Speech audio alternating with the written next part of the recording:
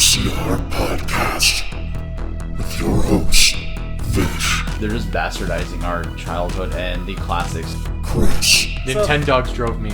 It's what makes me want to hurt people. Radical. People in general still bitch about everything. It still doesn't change. Let the podcast begin.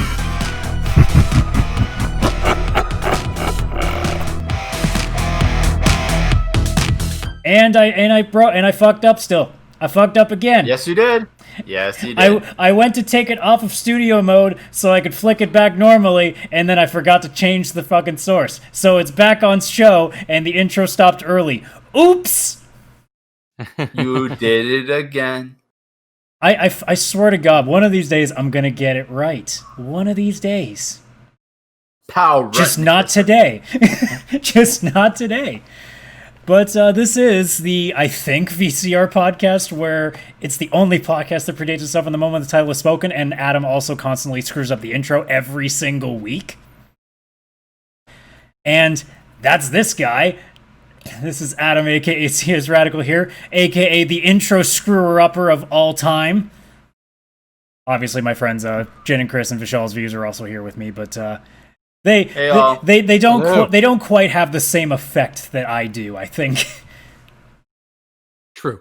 Now, granted, if you're listening to this on audio platforms, you don't know what I screwed up, in which case, don't go to the Twitch channel and see the stream, ever. Please don't. Yeah, don't. But please do. Please do. Because the more you watch, the more you learn. But yeah, we have a show for you today, and there is a term I like to use. It's once in a blue moon. It's a pro wrestling term, so most of you will have never heard of it before. SmackDown. No. Today is People's going to elbow. be what I like to call Pile driver. No! Stop guessing. Suplex. Sharpshooter. Take you to fucking Suplex City, bitch. Stone Cold.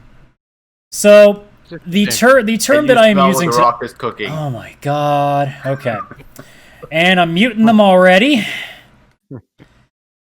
So today, we have what is called a shoot, which is code for I am shooting at the hip, there are bullets in the chamber, and I am primed to explode. This is some real talk, and I am not sugarcoating nothing. You're only getting to the unbridled truth and nothing but the truth, and in that case, this is a shoot with also a machine gun, because I have a lot of angry bullets that I need to release. But we'll try to talk about happy things to start off the show before we cake this fucking baby in a lot of vitriolic chili oil. So, let's go with what we've been doing over the last week. I'm going to take a risk here and go with Chris first. Whoa, that's very confusing. Just the look on Vish's face of like, oh. I really don't have a lot to say, so go ahead. Well, I've only been playing two things actually this week, oddly enough. I did plan on trying to beat 3, but I only got to beat 2. Oddly enough, remember last week was the game of sequels. I beat 3 games and they were all like the second of a series. Yes. Halo 2, Titanfall 2, and Battlefront 2. Well, this week is the threequel. I beat Halo 3, and I guess this counts, Far Cry 3 Blood Dragon. Just those 2 games. But Did both you of play them are... Mario 3? No, I've already beaten that before. Did you play A Link to the Past? I did about 5 months ago. Okay. So I've only beat those 2 games, but both are amazing. I've talked a lot about Halo recently, obviously, because I've now played 4 straight Halo games. July is my month of Halo. I've never played this much Halo. Actually, I'd never played Halo before, so this is the most amount of Halo. I heard Halo 3 is pretty epic. Halo 3 is definitely epic. It was the first game that was released on 360, I believe, back in the day. So it must have been mind-blowing seeing it had to be the game, the launch title. Oddly enough, in the Master Chief Collection, it looks still really good, but not as good as Halo 2, because Halo 2 was some anniversary edition where they'd redone it later than Halo 3. So there's Halo 1 Anniversary Edition, Halo 2 Anniversary Edition, but Halo 3 is just the normal edition. So not real any change there, but it still looks really, really, really good. Yeah, so it's the finale to the original trilogy.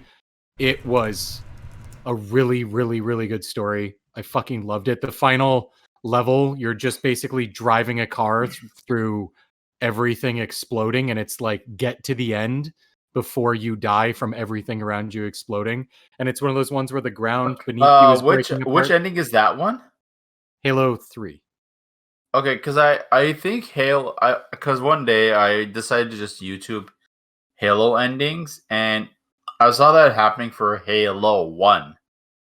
Was that something similar in Halo 1, or am I mistaken? Yeah, so it's similar, only it's Halo 1, you're on a ship, and you set the ship to blow, and you have to get out of the ship and off into an eject pod to get out of the Halo, off the Halo, basically, before the ship explodes and takes the Halo out. So same idea where it's a driving like situation, but the third one is you're on a Halo and you're driving to a ship in general. So you're not driving just through and getting off ship, like you're driving along an entire Halo that's like falling apart as you drive. Very cinematic. Very, very good. That was awesome. Yeah, the game is... I'm definitely a Halo fan now, and oddly enough, tomorrow is the Xbox showcase where they're showing Halo Infinite, and I'm actually excited for the first time in my life for an Xbox as somebody showcase. who's actually using Game Pass now on my new PC, I'm like, man, I might actually care about what's coming on Xbox. When did Halo come out originally? Oh, this would have been like early 2000s. Sorry. Halo 3. 2007. Yeah, that sounds about right. And would this be Halo 4 or 5? Infinite is Halo 6. Yeah, it's 6. Halo 6. Is Master Chief still alive? Oh, of course. Yes. Yeah, he's still the main character. I think if Master Chief is gone for good, like that would be it. I don't see any reason to do it over. Yeah, they do they've got Halo Reach and some other games where they use a different character. But it's still the Spartan. And I think if they were doing like a mainline Halo, I don't think people would accept anything other than Master Chief. I think they would remake it when we were like 50, I think. Oh yeah, they would keep going. Start over? Oh yeah. But yeah, you wouldn't be able to come out with like Halo 7 with a whole new character. I don't think it would. Yeah, I don't know if people would even take it if it was Halo, whatever the like insert name here, and then they do that from now on. I think people would be like, no, give us Master Chief. We want Master Chief. Yeah. Either that or let's say in Halo Infinite Master Chief dies. Like full hypothetical. People don't want to see another Halo game. If it's like legit confirmed he's gone, I don't think they want to see anything. Because I think it's too... Unless Halo just became a multiplayer game and stopped having a single-player story, that's the only other way you could probably do it. The Grand Theft Auto 5 route where they... They still did a full story. No, I understand that, but I mean, like, people have been playing it so long that, like, it's been on PS4, it's going to be on PS5, it's been on PS3, so they continue the game as is with the online. Yeah, but that's not necessarily because people want to. We don't know anything if Grand Theft Auto 5 is coming at all or not. You mean Grand Theft Auto 6 is coming? 6, yes. Yeah. I believe that at some point they will eventually, because at some point people are going to want a shinier GTA.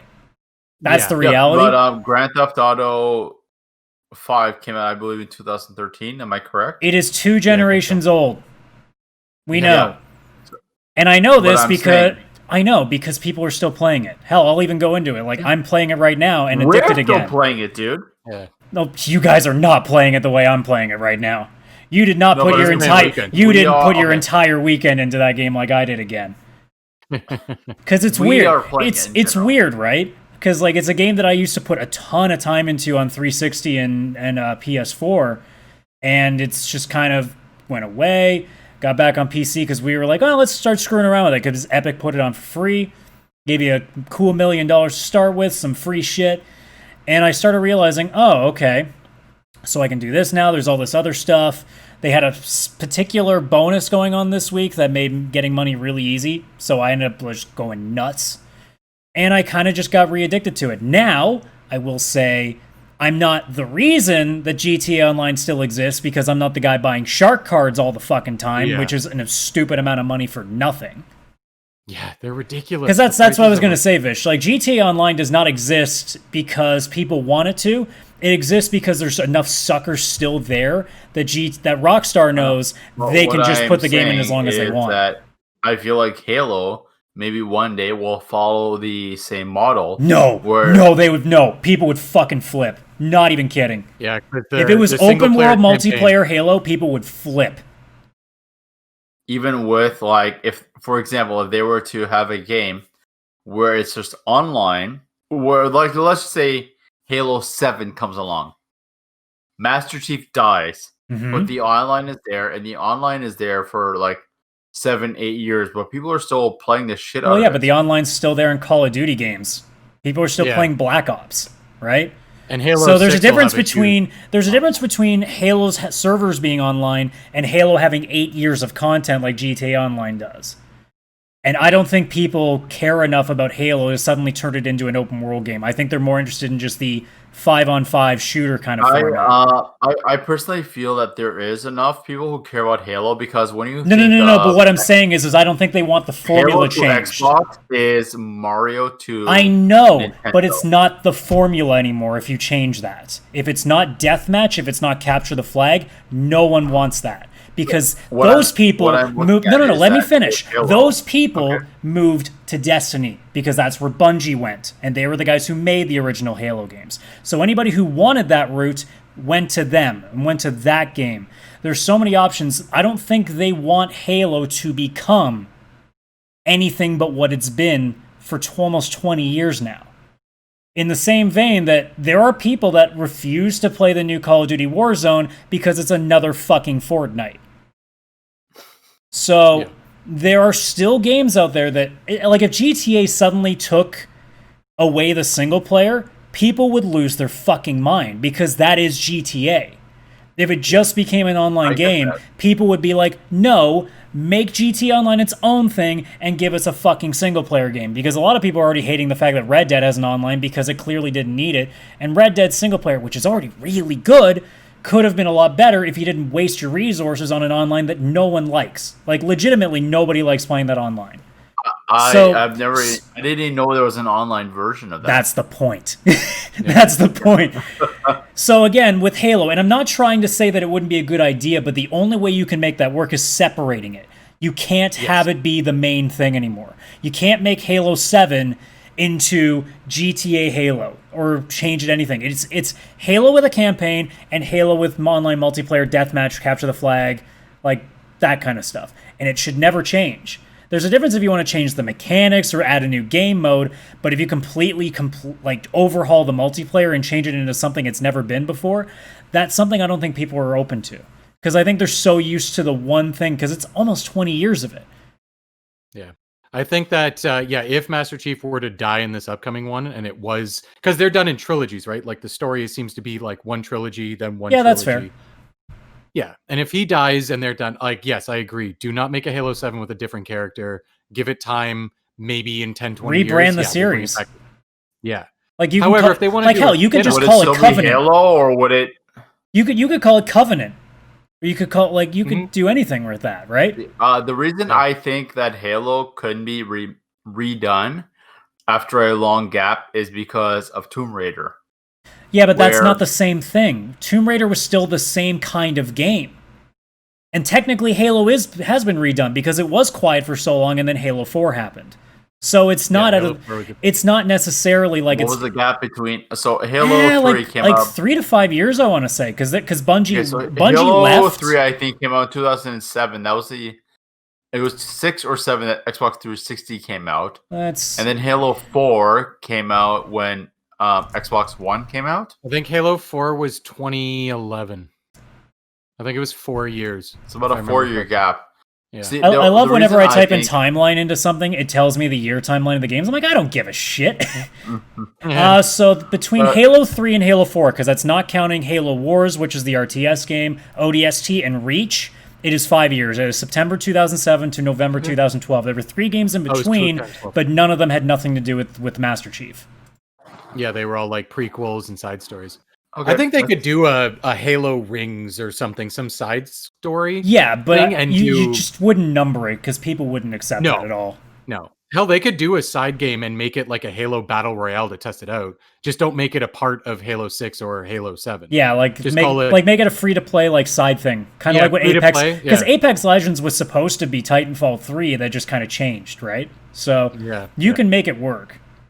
Yeah, and I'd be fine if they did that. I'd pick it up, especially if it's free to play. Of course. I'll try anything if it's free. Yeah. I honestly think free-to-play games make the most money nowadays. Because you can justify the charges. Yeah. Yeah. Like, granted, I've never bought anything off Rocket League, but it's like... Oh, we'll get into that in a moment. That'll be later on. Yeah. But I just thought the Halo 3 story, like ending off the trilogy, was really, really, really good. First trilogy.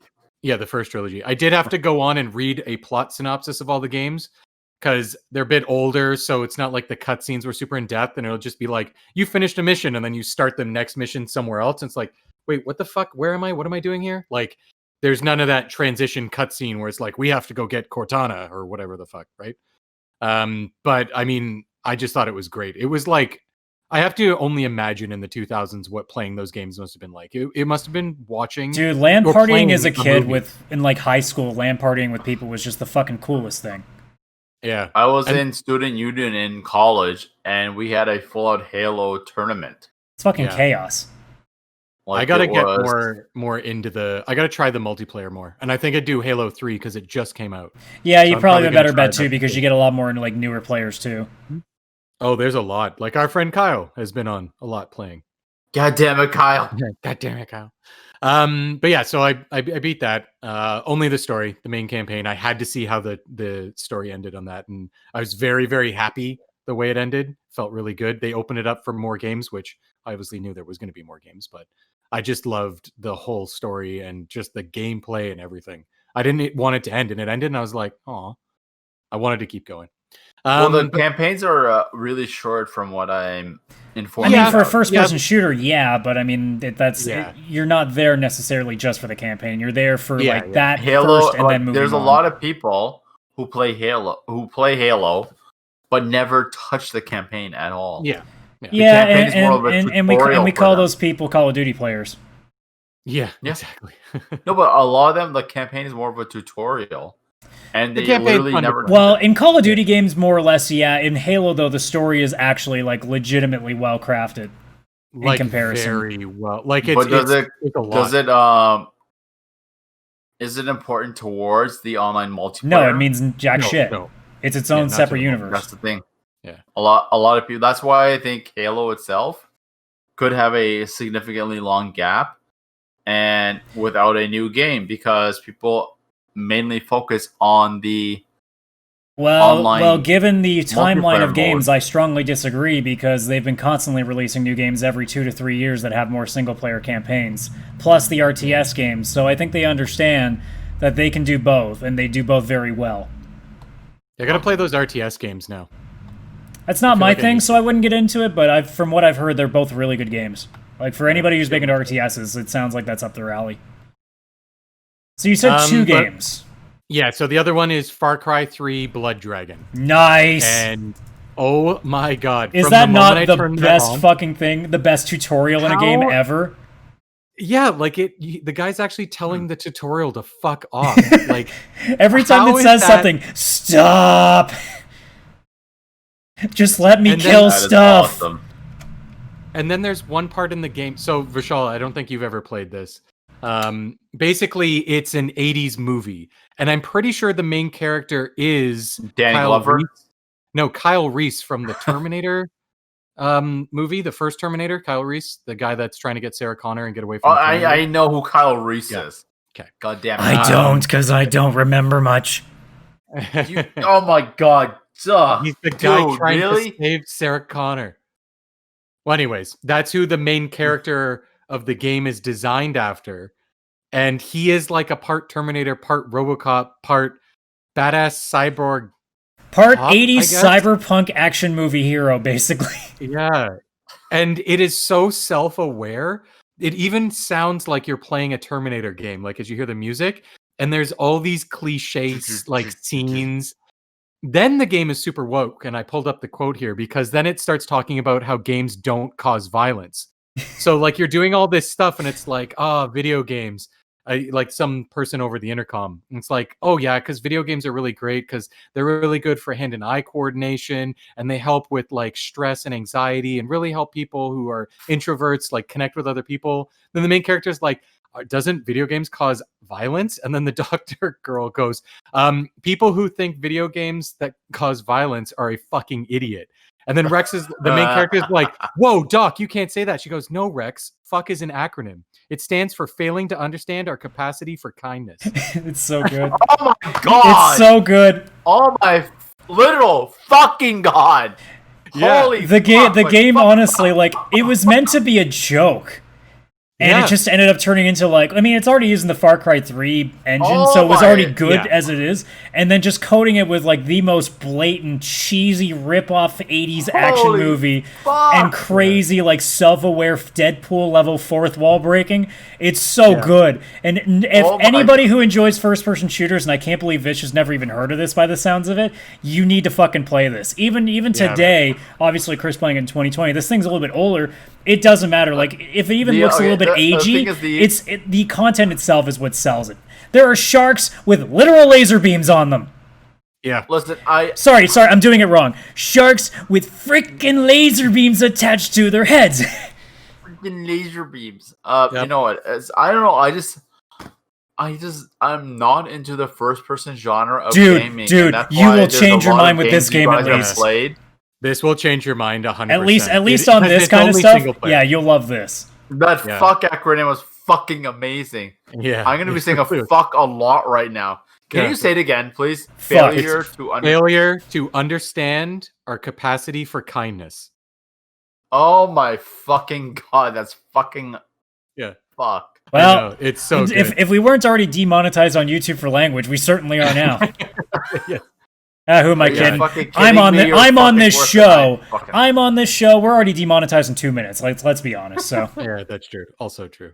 But yeah, the game itself, just the story, like you get these ninjas, you get the kill star, which is the ultimate ninja star that you hook up to your cyborg arm. And oh geez, like everything is ridiculous. Everything over the top. And it's supposed to be that it was made in the 80s and takes in the place in the future, 2007.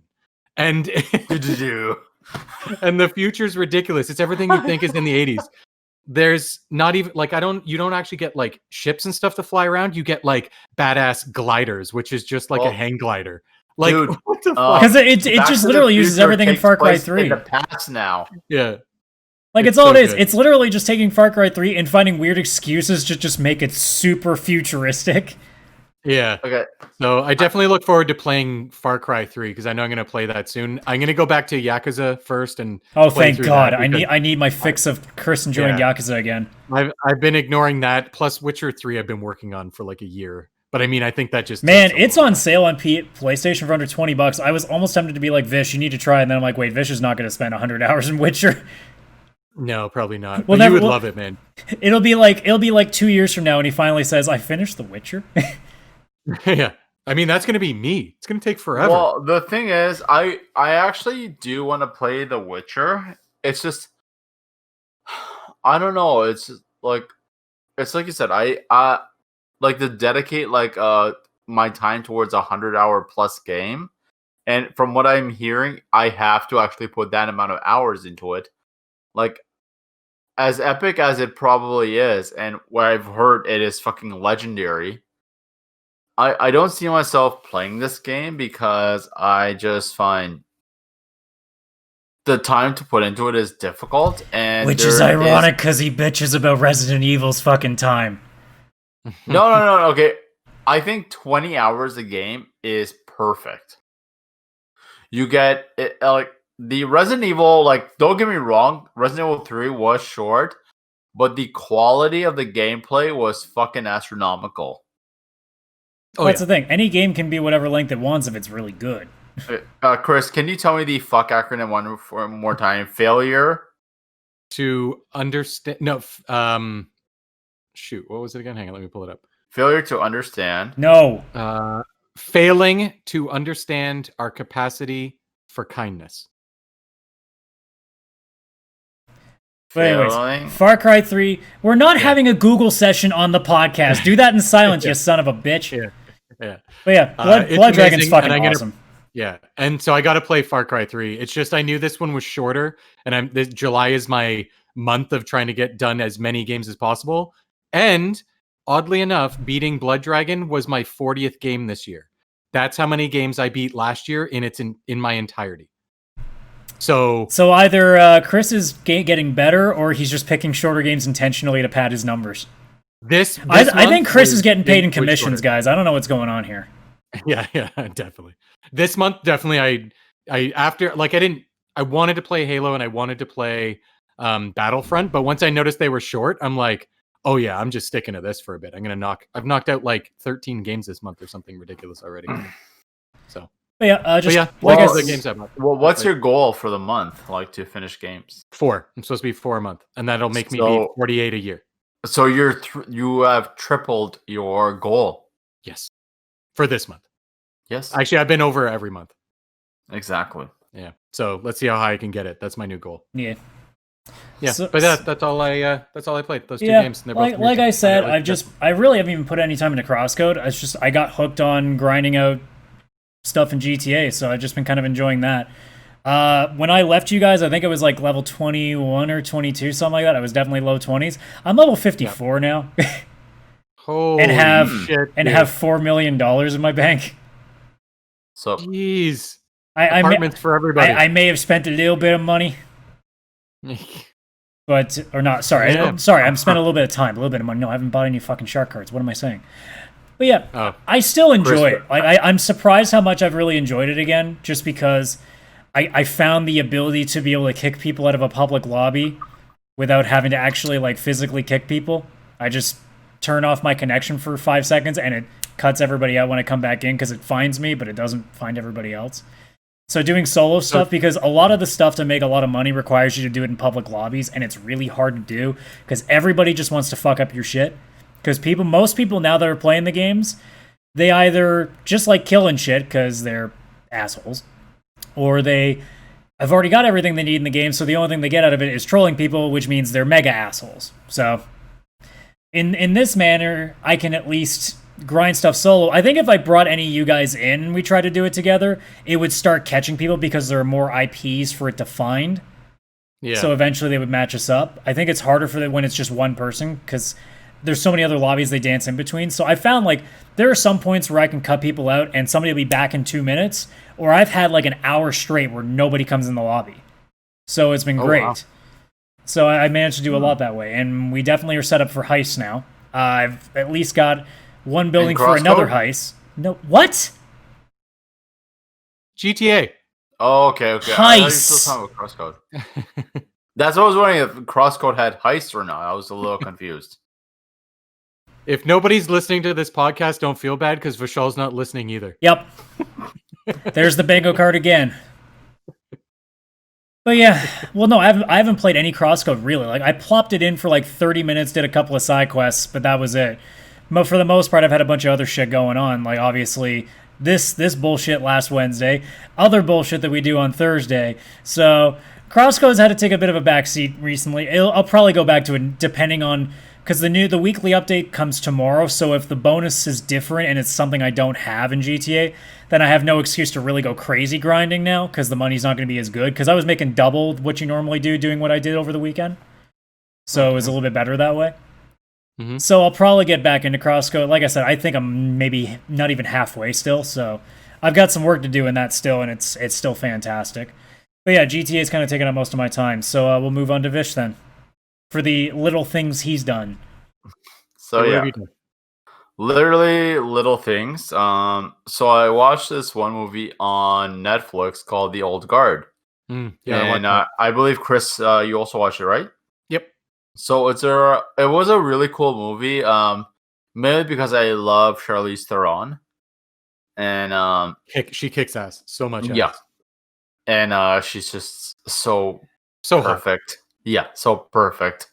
But it's I thought it was a really cool movie. It's based on a graphic novel series. Apparently, it's about immortal warriors who created their own private military to stop like catastrophes from happening that would change history.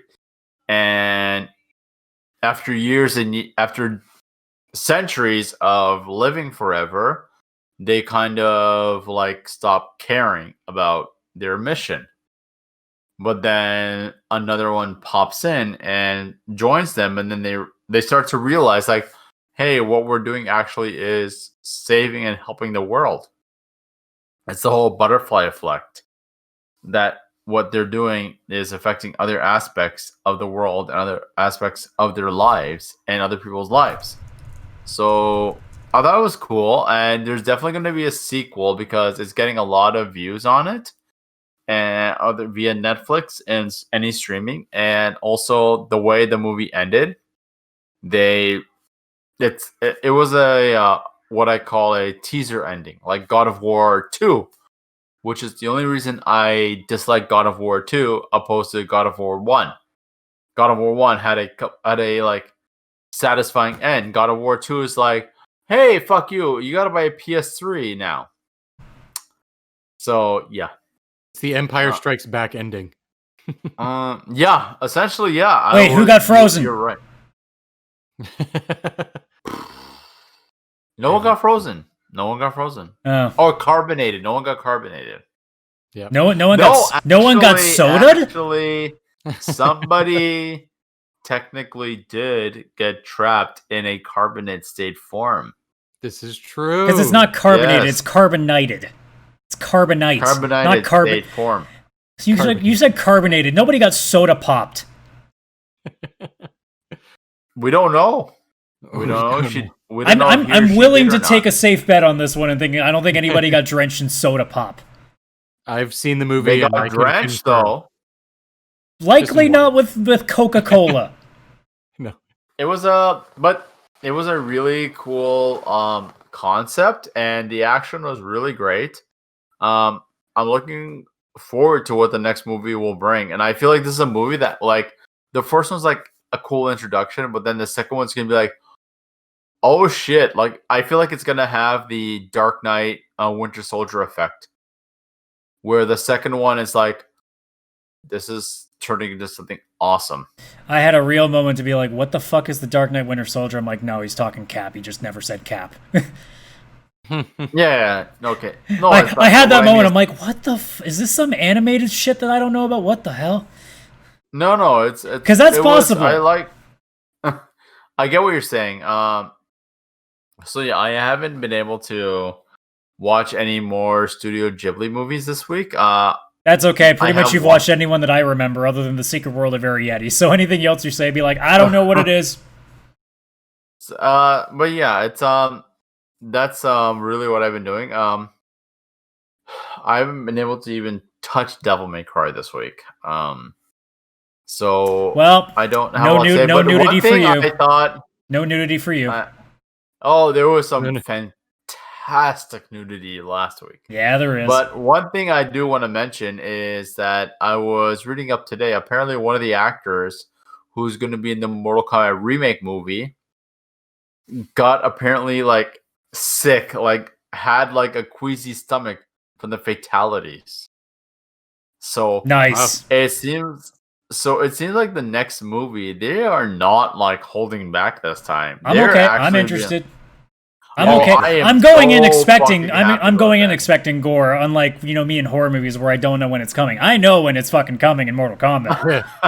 Yeah. I'll be Well, ready. Probably just say finish him. Well, they realized like back then, like when the first movie came out, like the people playing Mortal Kombat was us. I was 96. I was 13 at the time, so it was Chris, and you weren't even 10. No, I would have been in 93. You said right? 96. 96? 96, I would have been 96 8. or 95. 90. Well, it would have been either 7 or 8. Yeah, you were Jeez. like a young kid. I'm but pretty now sure it's I like- saw that movie like still at like 10 or 11. I think. Yeah. It wasn't that brutal. No, like, there was no, barely they didn't have any the blood or budget anything. for anything brutal. Like Scorpion's thing was the most obvious CG bullshit I've ever seen, but it was still good. Okay, so the one time I decided to watch the "Get Over Here" scene in Mortal Kombat 1, and for me, because I did computer animation in college, when Scorpion's doing this, like the way his hand is, like you can see it shaking. But that's just because human nature. Well, that's because when you're watching it, you don't actually give a shit, and your suspense of disbelief is gone because you know that you're about to see a four-armed guy beat the shit out of a dude later. But also, it was 1995 CGI, so it was like yeah. But there are movies made today that still do that shit because they have shit budgets. So you guys are also forgetting that back then we watched it on VHS on a CRT TV. That was like 240. Yeah, you wouldn't catch shit. You wouldn't have caught all this stuff back then. No, but it's I'm looking really forward to this movie, and I can't even I just don't know like how they're gonna what they're gonna do and how they're gonna pull it off. I don't care what they do. I'm excited. That's all I need to know. Mortal Kombat having a movie, as long as it's not Dragon Ball Evolution levels of shit, I'm okay. God. Okay, here's the thing. For me, I'm not a fan of Dragon Ball, so I've never seen that movie. But I saw screenshots, trailers. It's Dragon Ball in high school, like it was a high school fucking movie. What the shit, America? Fuck you! Stop ruining things. I hadn't seen it. I hadn't seen it, so I bought it at Blockbuster on sale for $2.49. When Blockbuster was closing down. I don't even know if it was closing down or they were just getting rid of that movie specifically. It was $2.49. I think both are possible. And then I watched it and I went, I wasted $2.50. Yeah, that's about right. I mean, the only thing you get is Bulma's kind of hot, but looks more like the Pink Ranger than anything else. So it's weird because she doesn't even have green hair, which is insulting.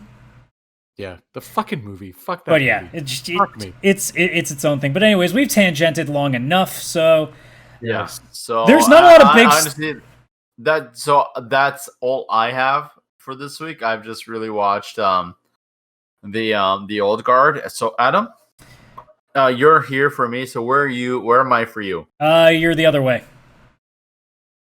Yes. So Adam, I already said my shit. So we're moving on to stories now. So. Well, I guess he wouldn't know because he never listens to anything I fucking say on the air, so... Normally there's a lot of stories that are bigger. We have one in particular, but we're not going to get to that till later on. So, these are a collection of small things that I figured we can go through, and I like to say that we're going to go and have a couple of quickies. So, we're going to call them quickies. So, first on the docket, we have Geoff Keighley showing off the PlayStation 5 controller very briefly.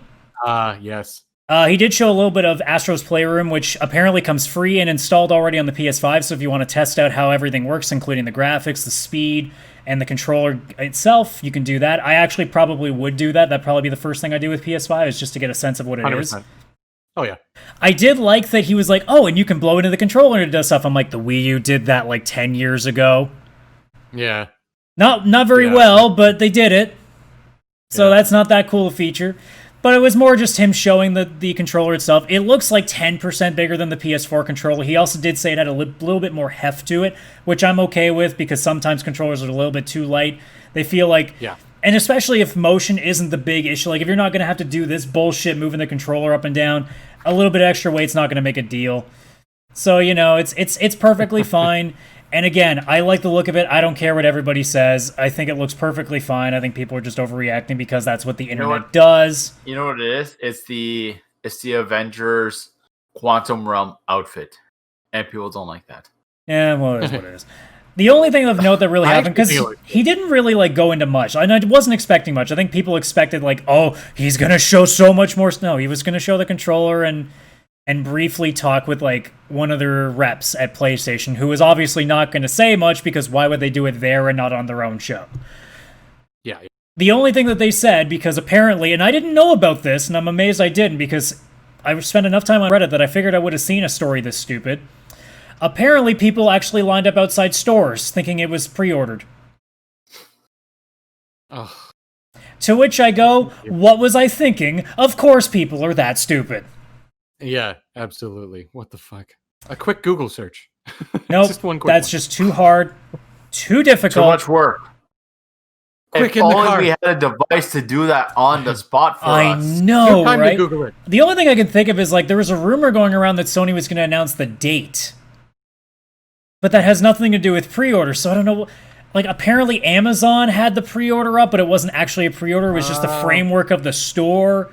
So it was just them setting it up, and it leaked. They must have not made it private. And I guess people thought, I should line up at my store to do that. You dumb? Seriously, you guys dumb? Obviously, they are. What probably happened is because when they announced the date, normally when they do that, they put it up for pre-order almost right away, as long as they also announce the price. Yeah, no, the guys said straight up in that interview, look, if there's a pre-order, we'll let you know far in advance, okay? Yeah, so that way you guys know you have time. Yeah, so they probably were like, if we're already in line once they announce it, then we can just go in and be first to pre-order. It's all about being first, and they're worried that they're not going to get one. Humans. Yeah, people need to kind of be a little bit smarter. But yeah, it wasn't. Bitches be crazy. It wasn't anything special. Like, it was just showing the controller off, which again was nothing new. And we didn't get to see what the create button does. We didn't get to see what the UI looks like. We just saw the controller in Astro's Playroom and pretty much an interview that didn't really say much, which is what I expected. So I wasn't that upset. Yeah. The Day of the Devs thing is next. Honestly, I didn't see anything in there that blew me away. Like, there was a lot of like indie. It was basically all indie stuff, and the Miss Piggy interview that Geoff had was a little bit cringy. What? Yeah, what was with that? But she was making really, really deep, like, she was making serious gamer memes, and I'm like, okay, yeah, this is weird. Miss Piggy was doing this. Yes, it was very weird. She's like, oh yeah, no, I'm real close with Todd Howard, and I'm like, no, stop this. I don't like this at all. This is not canonical. Yeah. Get out of my head. Yeah. Why is Miss Piggy so aware of actual game references? But yeah, like, holy shit. Full disclosure, like, if there was anything in there, I mean, I don't, like, nothing blew me away. There wasn't that, like, Cuphead level indie game that I went, oh shit, that looks cool. Yeah. There was just a bunch of indie stuff. And I saw some people get mad because they showed a little bit of the girls make games stuff, which naturally gets people mad at things because, you know, women in the industry is just so dangerous, guys.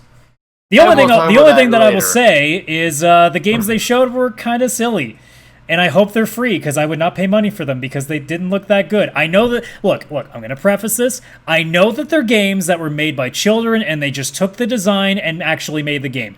I get it, but if they charge $15, there's a fucking problem. Yeah, true. Yeah, because they were made by like 13-year-olds or something. Yeah, it was the framework, and then they made it into a game. There was one game, and the second one they showed, it was literally a game where you play people and you walk around school. The first one they showed had the blue, green, like highlight hair, and was talking about how she got bullied. And I went, look, girls, I know what you're doing, but you know that if you show that right now, it's gonna get the attention you don't want, because that's literally the thing people make fun of you for. It's the hair, and it's they're always bothering me. I'm not saying it doesn't happen, but I'm saying, man, if you want to show some game off of it, don't use that clip, because you literally just gave all the anti-SJWs all the ammunition they want. Yeah. But yeah, like, other than that, like, it was just a bunch of indie games. Nothing blew me away. Did anything catch your eye on that, Chris? Because I'm confused how you weren't blown away by the Bugsnax song. Oh, the Caro Caro Bonito song? Yeah. It was all right. I didn't mind it. What was weird, did you see the video or the music thing at the end? Yeah. That was trippy. That was trippy. Because he's literally shaking a glass of ice, like one of those steel glasses, and then messing with it, and then also like reaching and playing like other vibrant like EDM stuff. I'm like, this is. Thank God I'm not on drugs, or this would creep me out. Well, that's the guy who did the music for Pixel Junk Eden. Yeah. Did you ever play that game? No, I didn't, but I've heard good things about that. I actually played that game. It's very artsy, but it was all about the music and the visual style. So when I saw that guy, I was like, wait a minute, I know the song from somewhere. Yeah, no, it was cool to listen to for the first time, but I'm like, this is weird. Yeah, because he just got like the drink right up to the microphone. But yeah, I don't think there was anything really there. Did you think so? No. I just had the Bugsnax song stuck in my head for like a straight day. It's Bugsnax. Yeah. But yeah, it was nothing special. Yeah. So the things that we had at least something to talk about would have been the Nintendo Direct, which I'm now putting up on the screen for those watching the stream or the VOD, so you can actually read along with me. So Nintendo Direct had a mini. People got mad as per usual because they didn't show 10,000 Breath of the Wild versions.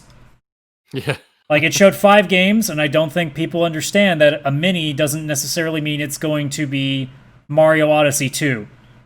Like, come on, guys. And they mentioned it was only very small third-party, like it's going to be a small amount of time. It's only third-party games. We're just going to show a couple, and then we're going to do these more often. But Chris, what am I going to do if I can't get hyped up for like every Metroid? Why is not Metroid Prime 4 in this? Watch the Devolver Digital showcase, and it'll explain to you why hype is bad. But yeah, it was very small, 5 things. They announced DLC for Cadence of Hyrule, which is the Zelda DLC for Crypt of the Necrodancer, which I still need to try. Obviously, I can't try Cadence of Hyrule because I don't have a Switch, but I know Chris definitely would. I do. Yeah, I would definitely play that because it looks like Crypt of the Necrodancer looks okay, but it never like stood out to me. And then Zelda comes into the fray, and you're like, oh. Yeah. Rebranded as Zelda, and now the music is Zelda, especially when it's like EDM Zelda songs. Oh, Family Jewels does some metal covers in that game too. I'm like, oh yes. Yeah. So they pretty much sold me. And now you can play as the mask kid and stuff. Yeah, they have a season's pass, which by the way is $40. I don't like how expensive that is, to be honest. $40. So the character pack they put out right away, which is $6. There's a story pack that will set you back $10. If you want the season's pass, the season pass is $15, and then you can get the retail version, which is everything. That's $40. Sorry, I read ahead on the article. Okay. So the whole season pass is $15, which is not bad. Okay. It's not bad. That's not it's bad. Still $40 would have been insane. But yeah, it seems like a fun thing for Vish, who probably doesn't know. Crypt of the Necrodancer is basically if you took like a dungeon crawler and then put Dance Dance Revolution into it. Not like actually like a floor pad, although people have played it with a floor pad and it has that ability to do it. But it's more you tap the direction you want to the beat, basically. Yeah. Oh, okay. So it'd be like up, down, left, right. Yeah, down, but it's up, not. Up, it's up. not like what you think Dance Dance is. You're playing a game, but you have to play it to the beat. No, think a link to the past, but you have to move and attack to the beat of the music. So you can't just walk around all the time. You move around the screen and attack only to the beat of the music. Okay, that unfortunate. I've played very little Link to the Past, so that reference doesn't help me much. It's a top-down Zelda game. What do you want? We're not talking anything specific, just the look. Okay. Top-down action game. But yeah, that was okay. There was Rogue Company, which was I thought initially it was another Fortnite. Apparently, it's more of a 5-on-5 tactical third-person game, which at least gives me a little more intrigue. Not a lot. The cinematic trailer did was fucking cool, but again, it doesn't have anything to do with the actual game because there's no story from what I see. So I saw a little bit of gameplay of it. It looks okay. Like it looks like they were trying to do a little more of a funky Rainbow Six Siege, but third person. Yeah, like Overwatch meets Rainbow Six Siege, kind of. Yeah, I think the reason that'll do that's kind of being pushed a bit is because the Switch has Overwatch and it has Fortnite, but that's it. Yeah, they're looking for more. I will say they did say that they managed to get Switch 60 frames per second even on the Switch without it being that. So it doesn't even need to be docked for 60 frames. So you can get it 60 frames per second. Online multiplayer on that, which is pretty cool because most games don't usually pull that off. Yeah, and especially on the Switch. Yeah, Now on to a better WWE game that isn't 2K20. There was WWE Battlegrounds. They just quickly went over that. Nothing crazy. It's just going to Switch. And then it just looks like fun. And then the crazy shit happened where they said, "Oh, Shin Megami Tensei 3 is getting an HD remaster," and most people were like, "What?" As most people who probably watched that were, because I don't think most people are familiar with that specific game, because most people who are familiar with the Shin Megami Tensei license are more interested in the Persona games. I don't think a lot of people remember Nocturne because it was like a very hidden PS2 game. Yeah, how long that's the third one, right? 2003. Wow. And it was before the Persona games got popular, so it was way before people were really aware. Like Shin Megami Tensei used to be just these really like horror meets RPG kind of games. Yeah. So most people don't remember like those games or like Digital Devil Saga or things of that. They remember Persona because it got a lot more colorful, a lot more JRPG, a lot heavier on like more like I guess casual story for people. Are they made by the same company? Oh yeah, it's all Atlas. It's all the same. It's all the same company. They don't take place in the same universe or anything. No, it's its own thing.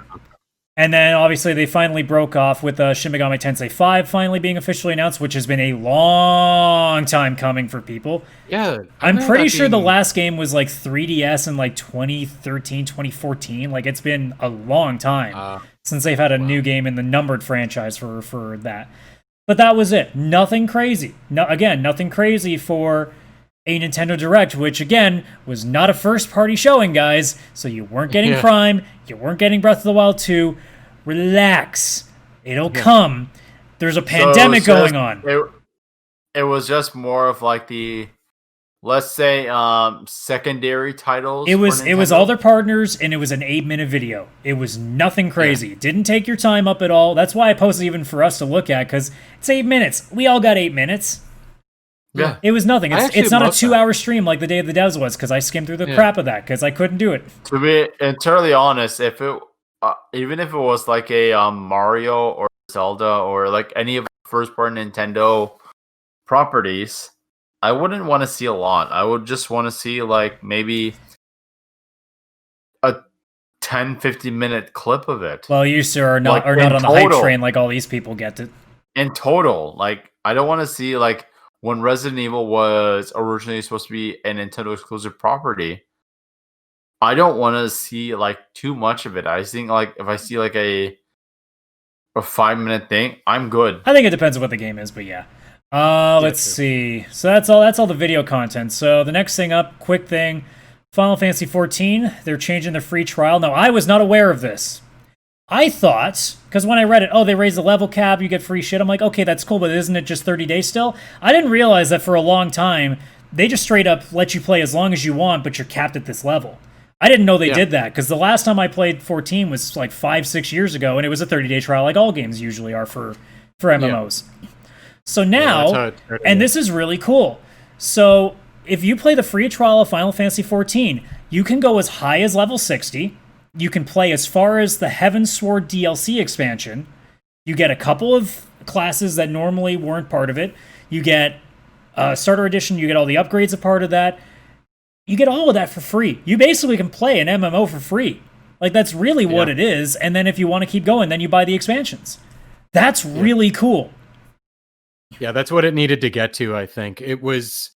The thing is that back when it was only level 35, that actually isn't... Like, that was kind of cool when they brought it out. It still takes a while to get there, but it's not a lot. Yeah, and it still kind of sucked because just the base game, like finishing that off before any expansions, you finish at level 50. Yeah. So like, and it probably means too, you're not probably going to get into a lot of raid content either.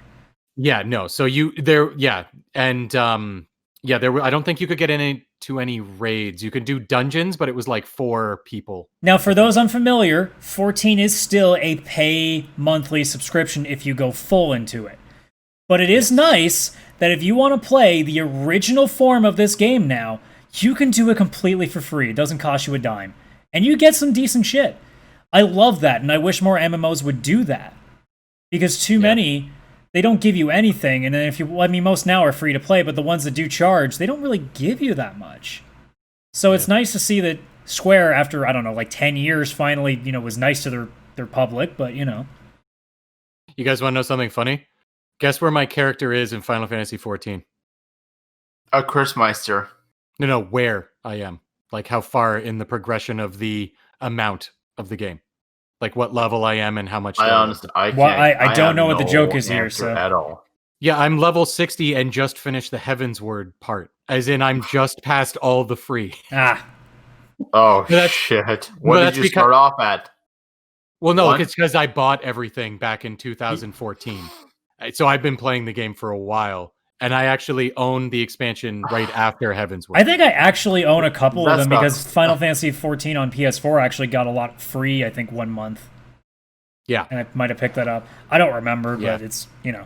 But either way, if you guys wanted to play, I would absolutely drop the $12 to play with you guys for an entire month. I mean, I'm tempted, but then that also means that I know I can't put any time into anything else because I would get hooked, and that's the danger. That's the thing. Is right now we're all playing GTA 5. Well, the thing is too, I don't think. Well, we know that Vish can't do it. Vish wouldn't be able to because he'd have to. Because you can't spend you can't pick a day and play an MMO. MMOs are things you're playing every day. It's really hard to not do that every day. So I don't think right it's now, something we're we all could playing- do. We're all playing GTA 5, and then eventually I think we're going to transition into Killing Floor. Oh, fuck Because yeah, that we are. looks awesome as Yeah, we are. fuck. Yep. And so right now, I like Final Fantasy, just I already know consider me in advance MIA. this is not even your thing to begin with because you barely have the time to play anything. No. So Yeah, Yeah. I don't know. But it is cool because it's an MMO you can play with a controller. yeah. Which is not very common. I mean, you wouldn't want to if you had the option to play with mouse and keyboard because it's still better that way, but it's nice to have the ability. I mean, I played the entire thing on controller on PC where I could have done. Yeah, mouse no, and if keyboard. I had the choice, like even if I had it on PS4, I would still hopefully my wireless keyboard and mouse would work on it because I'd rather play being able to macro properly.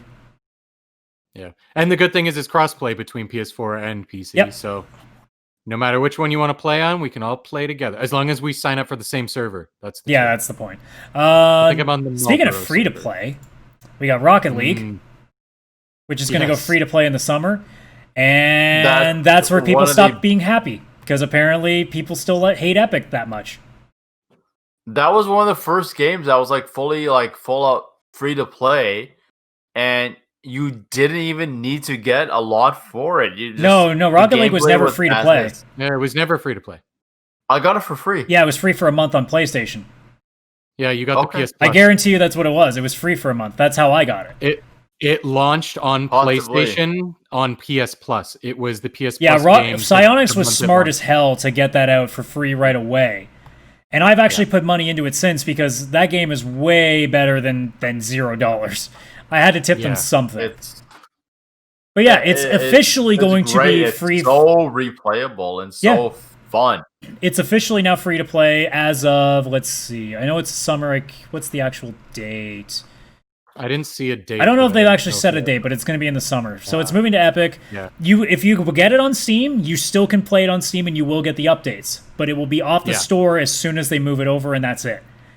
Yeah, I think the only thing you'll be able to get is if they release new DLC. I think they're still making the DLC available to you Yeah. on the Steam. But is the DLC like just new cars. consistently okay? New Yeah, it's just cars and cosmetics. new, There's Yeah, nothing like, you crazy. can no, you can buy the cars from Fast and the Furious and the Batmobile, the DeLorean from Yeah, Back shit to the like that. Future. Like it's all Like that kind of anything that shit. they add for gameplay wise, it's always free because it's like a monthly thing. Like sometimes they'll do hockey for a bit, or they'll do basketball and put that on, or they'll do like a battle mode The thing. basketball And they always is the get put for free. worst one in the entire game. Yeah, it's kind of meant to be kind of shitty.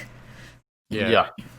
But yeah, It's again, it's nothing crazy. It's just the story is more people got mad again because Epic stole something again. no, they bought the company and they gave a year warning. Not to mention, you can still play it on Steam if you own it. So you have time if you want to stick it to Epic, by the way, buy it on Steam and stick it to them. Well, by stick it to them, you mean buy it, and because they own the company, give them your money. Well, then in which case you're fucked. So I guess you're not playing Rocket League anymore. But Steam will get its 30%. So stick it to Epic. Yeah, it's just silly. Like, and we're not getting into another Epic tangent, so I'm just gonna No. move on. No, This I'm is, actually happy it's going free to play, though. yeah, I no, think I think that it's game- already amazingly accessible, and now it's really accessible. Yeah, and I think it'll. I mean, it's still probably hugely popular, but Oh, it I bet it'll absolutely is. reinvigorate the online community. Oh, dude. Because if it goes free, I guarantee boom, you the everybody World shows up again. Championships are going to be even crazier now because there's going to be way more people playing. Yeah, 100%. So this is just a tweet. Jason Schreier, just recently, he tweeted this actually this afternoon. He talked with Ubisoft. They said on their earnings call that their next-gen games this fall will still be $60 on the new consoles. Whereas Take-Two has said that NBA 2K21 will be $70 on PS5 and Series X. Now, they didn't say what it's going to be like after the fall, so it's still possible that next-gen games are eventually going to move to be $70. However, Maybe they're doing it in a way.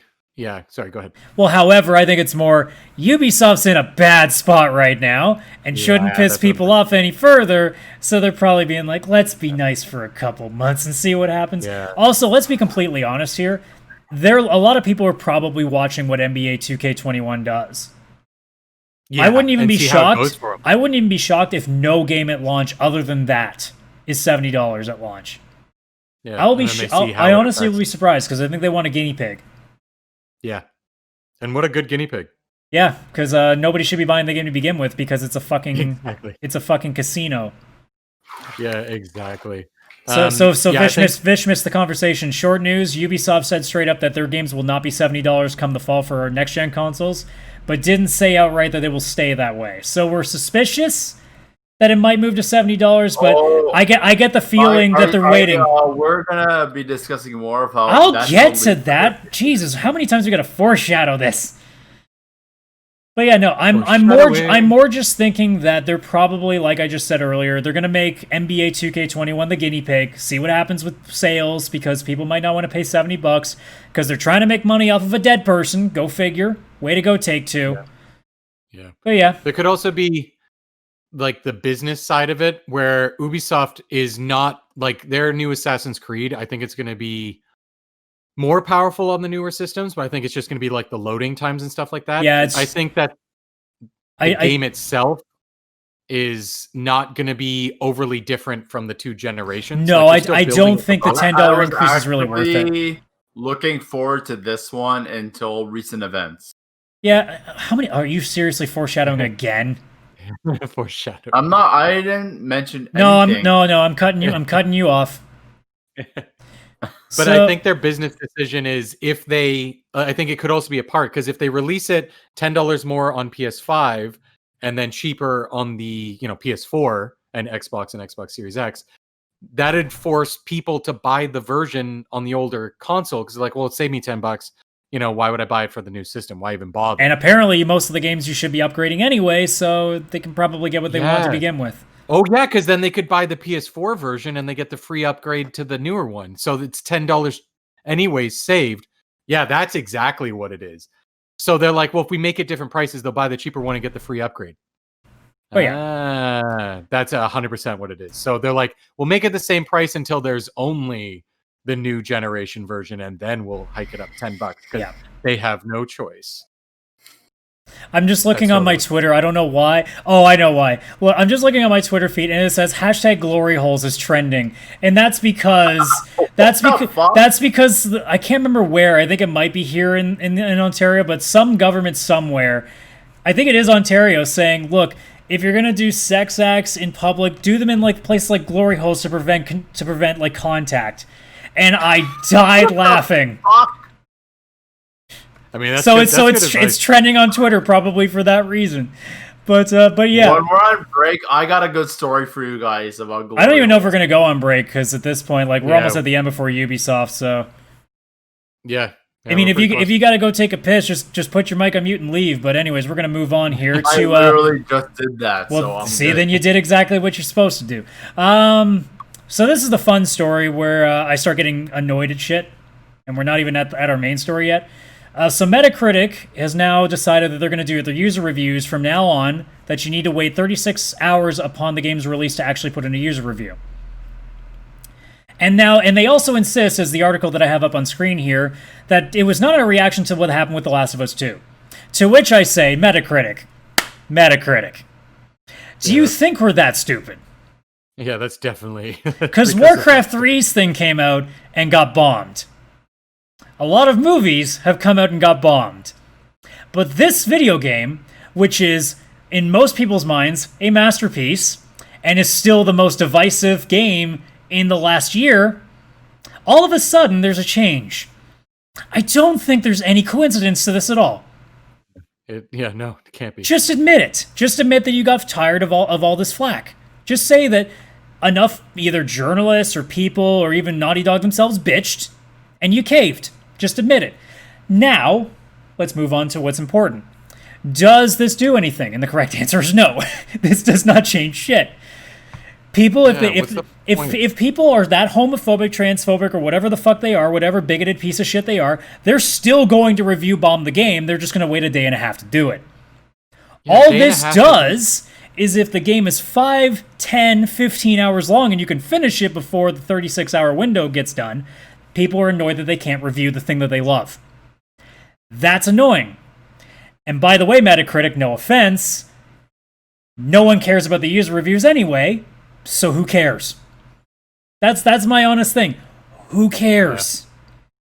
Because again, and this goes both ways. Metacritic, if you think it's that important, it's not.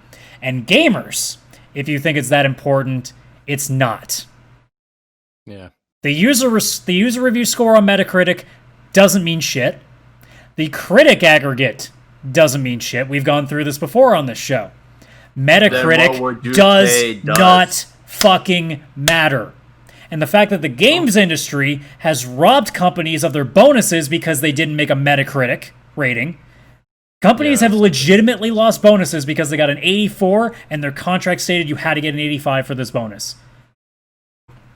That's stupid. You know what should make you a bonus? If you fucking sell a number of copies. If you sell 1 million copies, you get a bonus. If you sell 2 million copies, you get a bonus. Yeah. That's where the bonus should be. Not because an arbitrary number done by people who may fuck up the game on purpose, because, by the way, there are games out there, Kingdom Come Deliverance, that have been horribly bombed by critics because of politics. So Metacritic is not a place for rational discussion for review scores because you can't trust them. This is actually reminding me of the movie Chef that Chris had recommended to me. A great movie, so underrated, so appreciated. And the chef was so hurt and so fucking angry by what the critics said. Dude, Dave Chappelle's special wasn't even allowed to be on Rotten Tomatoes because people hated that much. Like, it's just the way that people fuck with the scores. Is that with the chef, his customers, like the restaurant owner, the customers loved the food. The customers kept coming back for the food. So it's the fact is like your customers, your market is loving this shit and they want more of it. Well, the reality is this critic just like kicked him in the balls, basically. It's like, should you even give a fuck about what the critic said? If you're balling in it, if you're like successful in it, like why should whether he's renowned, whether it's somebody who is, or a website that's well known, why should it matter? It's like, fuck all of you. Like, the critics are douchey, pretentious dicks. There are critics out there that are good at their job, but it gets marred away by the people who actually don't give a fuck about the job. They just like the sound of their own voice. Yeah. Yep. Or the clicks on their website, so they make. Well, that's the thing, right? Too, exactly. Like hell, and I've advertised this guy on the channel before. Go watch Video Game Donkey's video on Game Critics, because he points it out real hard that most of them, the scores don't mean shit because they're inconsistent. They will say so many bad things about a game and still rate it a 9. They'll, like I said before, like they put different people in charge of different things, so you never get a consistency from the company. And most of the time, they're rushing that review out the door. They don't even finish the game. There are times where they play a third of the game and review it because it's faster to get it out right away and get that score out there because you get the clicks. So they're not reliable, which is why I keep going back. Metacritic's not fucking reliable because it's an aggregate average of reviewers that may have not taken the game seriously, that may have a political stance of why they've rated the game a specific way. This goes good or bad, by the way. And they also probably didn't even play the whole game. So they're not even reviewing the game. They're reviewing like the first 4 hours of it. Yeah. So, again, if you take Metacritic seriously as a gamer, you're doing yourself a disservice. Like, use it as a benchmark to be like, okay, should I at least look into this game? Because if the game's a 60 on Metacritic, there's a pretty good chance it's shit. But if it's anywhere from 70 up, it should give you be like, okay, is this a game to kind of keep an eye out for, or is this a game that I really need to look out for? Right? That's all it should be. But it should be up to 70 is that danger point that it's either which is stupid because 70 is supposed to be good. Or it's either good, better than expected, or it's a disappointment. Yes, which is dumb. The disappointment's supposed to be. That was Devil May Cry 2. Devil May Cry is not 2, is not a 7. Then if it's a disappointment, no, Devil May Cry 2. That's what I just said. Devil May Cry 2 would not be a 7 if it's a disappointment. It would be worse. So, well, the first one was legendary, though. I know, but that doesn't mean you just go down as late. Just because you thought a game was a 9 doesn't mean the worst you can give it from now on is a 7. If a game is a 5 out of 10, you give it a 5 out of 10. Don't fucking sugarcoat that shit. Yeah. But I would anyways, say with 7, it's playable, but it just was not. It didn't live up to the. that's not a 7, dude. Yeah, 7. Even if you just take it as a score, 7 like is not in school, playable. 7's a B, and getting a B on a test is like, oh, I did decent. I did good. Like, dude, Wonder Woman was the best 8 out of 10 I can ever give. And I did. That doesn't mean I thought it wasn't great. It just means I thought it was really good. 8.9. No, it's an 8. No, but 9's an A+. Fuck by the way, hot take, fuck decimal points. I don't even care if they're 0.5s. Fuck decimal points. You make it complicated. We know the difference between a 7 and an 8. What's the difference between an 8.4 and an 8.7? Really? What's the difference? Yeah. It's stupid. Absolutely stupid. But anyways. Iron Man 2 and Captain America 1. No. I had to think about that for a second. Any last thoughts here? Because I'm moving on to the last thing before we get into the real fun. I think when it comes to Metacritic and Rotten Tomatoes and all that, I think it works for older titles. When something's been out for 10 years and you go and look, the score has finally actually gotten about where the game is in user reviews. It's just that initial launch. Yeah, if you're looking at it in the first week, oh my god. It's all 10s and zeros. That's all it is. Yeah. Like if you want to see if the first Speed movie's good, go on Rotten Tomatoes, look. The score on there probably matches the first Speed movie. But like the day 10 it comes out, don't check. Yeah, no. Actually, Chris made a good point about fan reviews. Like, for example, in recent years, Sonic games have been garbage. Well, minus Mania. Yeah. But it's like, people will be like, oh, you know what? I'm going to give it a 10 just because it's Sonic. And that's why you don't trust it. So, I think you should wait if you want to buy a game.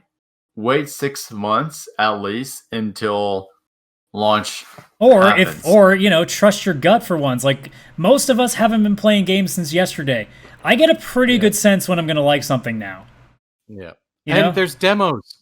Usually that's the other thing too. Look for a demo if you can. Yeah. Most games will still come with one them. of the best demos I ever played in my life. Yeah.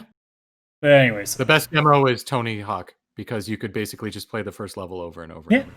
Yeah, and there was I actually got all 10 tapes in one run of Tony Hawk original. Nice. Anyways, we're not tangenting to talk about Tony Hawk here. So moving on to the last, at least like happy story potentially. So Xbox Live Gold suddenly doesn't have 12-month subscriptions anymore. It's totally going away. It's totally going away. So one of two things are going to happen. PS Plus is going away? That's to be seen. We have to know. We'll obviously know tomorrow what they're doing.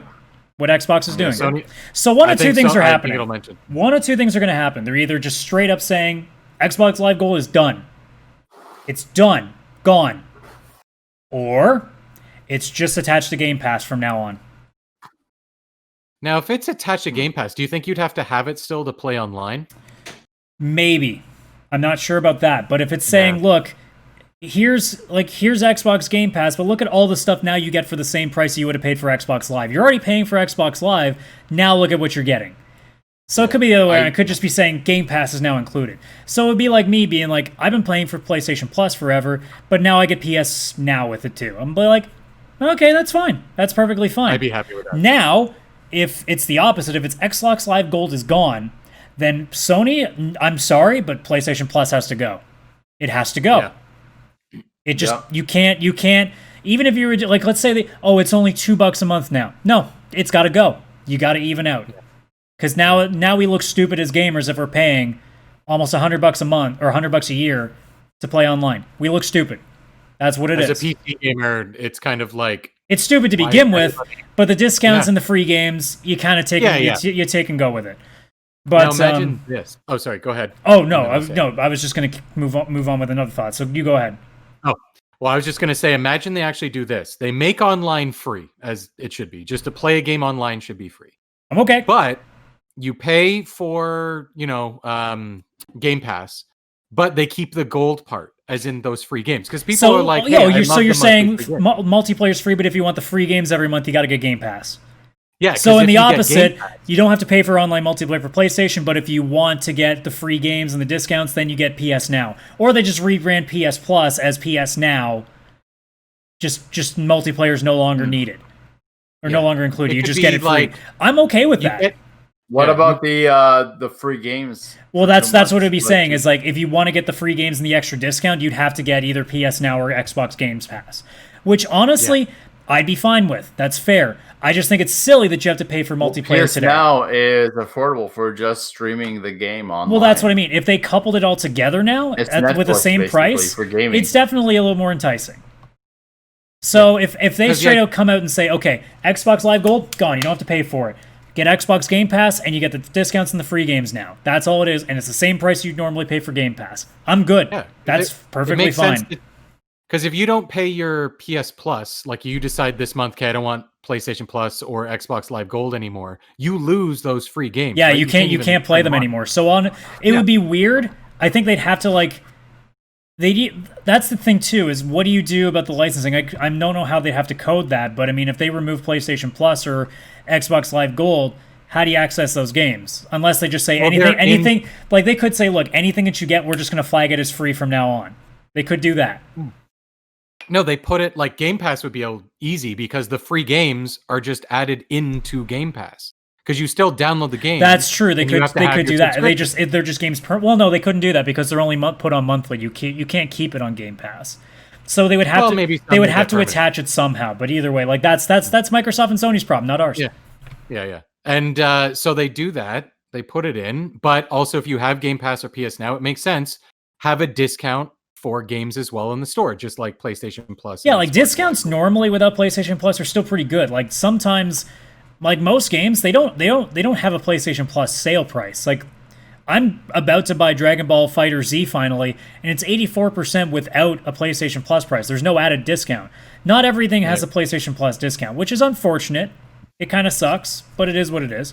But when they do put them on sale, the benefit of the PlayStation Plus is the 2 free games a month. yeah, and sometimes they're hit and miss, but that's what it is. You don't get to choose, because if we got what we wanted, we'd never have to buy a game again. That's the thing. I hate it when people get mad that the games that are on free that month are not what they want. It's like, guys, if you got what you wanted every week, you would never give them money. Why? Why would they do that? That's stupid. Yeah. Sometimes Farming Simulator has to go on, guys. Yeah. No. I think with PS Now, it's actually easy. You have the subscription for the Netflix for games, but you also get 2 free downloadable games per month. Yeah. And if you cancel your PS Now, you lose those games and you lose the subscription, just like PS Plus. And you still get the discounts in the store with your PS Now, because if you're playing a game streaming on PS Now and you find out, oh wow, this is going away in 3 months, wouldn't it make sense to have a discount on a bunch of games? Because it's like, I want to keep playing this game. It's leaving PS Now. I'll go buy it at 30% off because I have a PS Now Game Pass does that, where they'll tell you ahead of time, these games are going off. Here's the discounted price that you have with Game Pass. Maybe if you want to keep this game, here you go and buy it. Yeah, like that's basically what PS Plus is now, and Xbox Live Gold. Just apply it to the Game Plus and because I mean, at this point, PC PS users don't have to pay for fucking playing online. Why should we? That's how we look at it. So if that's the removal of it, it's 5 to 10 years, way too late, but we'll take it. Yeah, I hope it goes. I would say about 10 years too late. Yeah, I'm trying to be nice. I'm trying to be nice before I just fucking shoot like a motherfucker for the next half an hour. Okay. Well, I guess PS3 and Xbox 360 it could have made sense because they would have had to build all the. I think PS3 was and everything. PS3 had PS Plus. I think at some point early. I think early on they didn't. I think early on it was still free. Right, it came later. Yes, but either way. Oh no, PS3 was free online. PS3 was free online. So there you go. Only Xbox you had to pay, and that was one of the big things. Like, they don't have to pay for online. On Reddit, I mean. Yeah, it is what it is. But yeah, any last thoughts before we go to Murderer's Row? No, I'm just gonna have a moment of silence before Adam loses it on the next story. Okay, we can continue now. All right. Actually, hang on. I'm just gonna hold my whiskey. To be prepared. The Madden blessings. I'm gonna chug this Tang for a second. Just call it whiskey. All right. Ubisoft. Fuck you. Not even friendly fuck you. Like literal suck my dick. You guys are a piece of shit. No, why would you want them sucking your dick? No, you don't want. No. Eat my shit. There you go. So EA and Bethesda now have company on the boycott list. And it's starting to get to the point that I'm wondering how many more first-party publishers I'm going to have to put on there, because Take-Two's pushing my fucking buttons too, which would mean that I can't I can't play GTA. Well, actually, no. It's okay. So I should really tell people what boycotting means with me. If it's free, that's another thing, or if I already own it, that's another thing. It means buying, putting any money towards something. So this one hurts. I took away EA. Didn't really bug me because I can go without FIFA. I can go without Battlefield. I'm fine. What about Madden? But Star Wars Battlefront 2 is on for free on PlayStation, and I grabbed it. That's different. Didn't put a single penny into. Well, we don't do pennies anymore. Didn't put a single nickel into it. Yeah, true. Bethesda, also easy. The only thing I would have had to worry about was Doom Eternal. I'm fine. I'll live. I'm okay. Until Elder Scrolls 6. Ubisoft hurts a lot. Because that means Assassin's Creed Valhalla and Watch Dogs Legion in the same 12-month span. That hurts. That really fucking hurts, Ubisoft. I don't want to do that. I really wanted to play Legion. We saw Legion in a gameplay demo at EGLX last year. And we loved that. We really love this game. I love what it looks like. I don't even care if the story's not that good. This looks like a fun game. It really does. Yeah. And now I'm not going to play it. There are conditions to my boycott. I don't think they're going to happen. My conditions are pretty simple, honestly. Get your shit together, and Yves Guillemot, the CEO of Ubisoft, needs to step the fuck down. Because for the amount of allegations, for the amount of sexual misconduct, assault, harassment that has happened in this company for years and has been hidden by HR, and all the people above him that he put into power, he put them all into this spot. And if you're telling me, Yves, that you didn't know about this, you are one of two things. You're a fucking liar, or you're an idiot. In which case, neither should qualify you for running for this company anymore. Liar is definitely the one that I would qualify him. I'm giving him a little bit of rope just so I can cut it off on him. Nope, liar is definitely the one. It could be a CEO. Like I said, he could be dumb as fuck. I think there's a 1% chance of that, but he could be dumb as fuck. I think he's probably a bold-faced liar, but he could be dumb as fuck, and I'll give him that opportunity to show me that he's dumb as fuck. That's all I'm saying. But that part is not important anymore. But that is the minimum requirement for me to get back on your train, Ubisoft. He has to step down. Because under his leadership, for decades now, because he has been the CEO since 1988 from what I understand. Yeah. He has let this go on for almost 30... Actually, no, it would be 30 years. Because for all we know, it's been like this for 30 years. The people he put into power and the people that were doing these things, they got promoted or moved to other studios rather than fired. And by the way, none of the people that have left the company, none of them, not a single one of them, were fired. They were all allowed to resign, which means they keep all their benefits, which means they get their payouts. So you didn't do anything, you just let them go away because the heat was on. The movie Bombshell. I really hope this reference is doing something because I'm really pissed that you're taking me off my tangent. It does. So the movie Bombshell, about the situation that happened at Fox News with Roger Ailes, he got a payout to resign. Oh, the Fox guy. Fuckface. Yeah, the Fox News guy. This piece of shit who was sexually harassing women for decades. While he got fired, he got a significant Yeah, no, he wasn't fired. payout. That's not fired. Fired means you're gone. Period. Gone. Yeah, none of these people have been fired. Not a single one. So I strongly recommend... Sorry, go ahead. Finish what you're doing.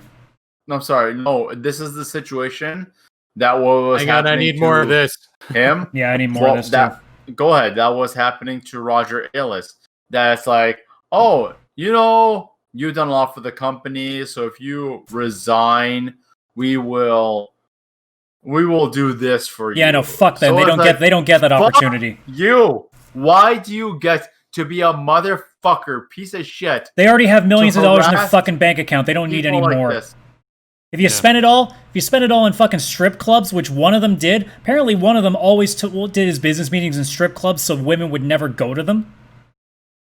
That's crazy. So clearly you got money to burn, that's a motherfucker. So legitimate screw thing. you. No, that's a legitimate thing. I know several people who actually do their business meetings at strip clubs, Which is so just the fucking female sketch. employees won't attend. That's so fucking sketchy. Oh my god.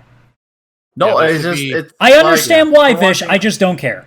I just don't care. For one thing, I gotta say, I find strip clubs kind of boring.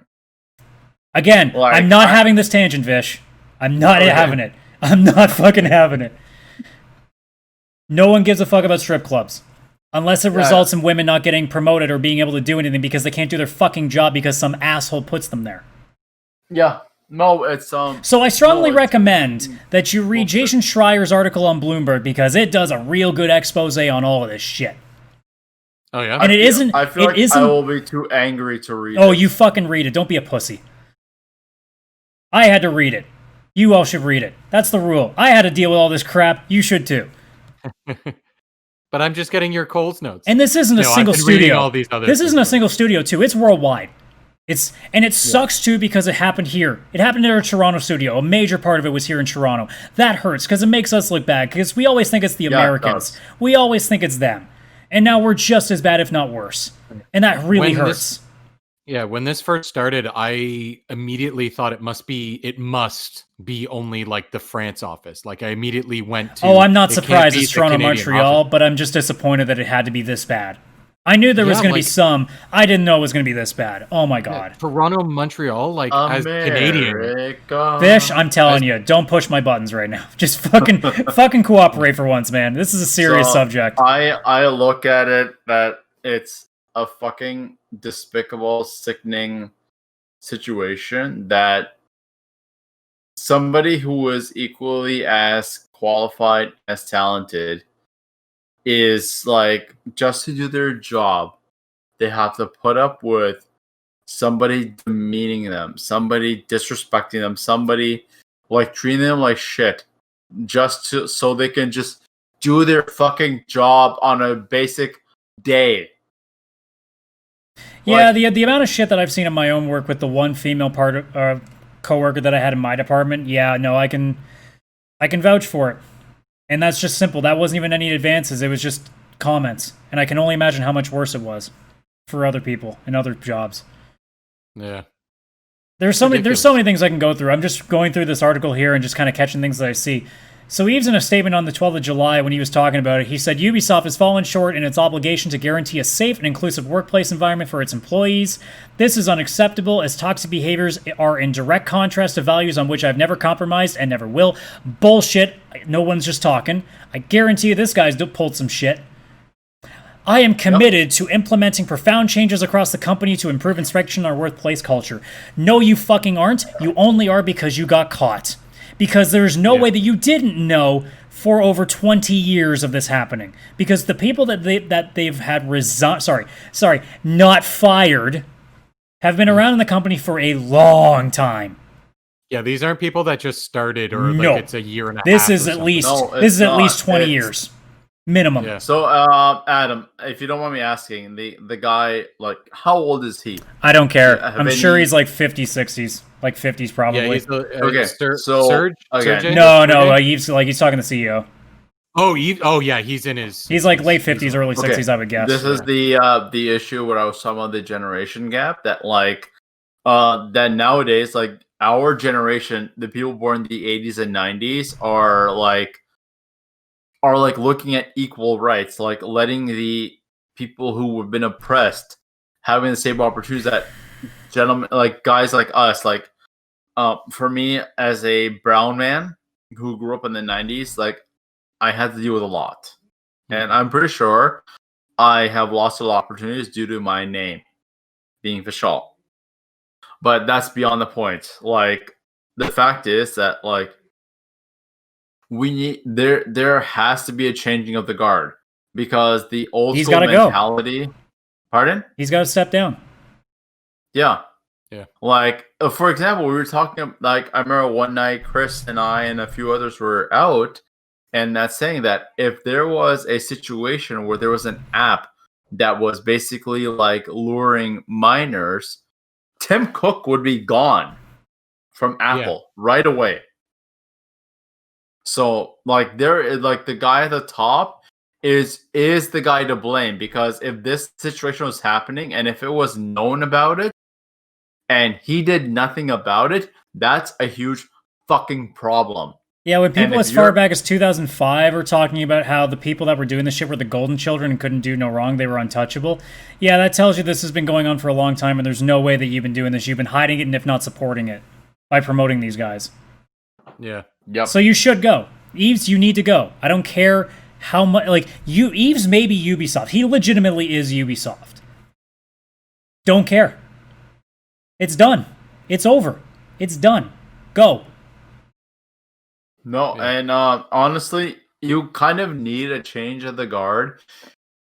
And I am not disrespecting the elderly. Please, who's ever listening, do not think of that. Then why are you making the joke? But it's like... Fair enough. Because it has nothing to do with age. It's just incompetence. Yeah, but it's the lifestyle and it's the upbringing that happened. Well, it shouldn't be an upbringing. It shouldn't have been an upbringing because they started this like on their own. Like this is a family-run business way back in the day. This shouldn't have been a. Oh, it's not like he's a guy that just got put into power and was already rich going in the door. No, this guy started the ground up. Yeah. So he should, of all people, he should have been aware of this stuff, which tells you that he supports it. Because again, there's no way you didn't know. There's no way that doesn't get up to you. There's no way. So you support it.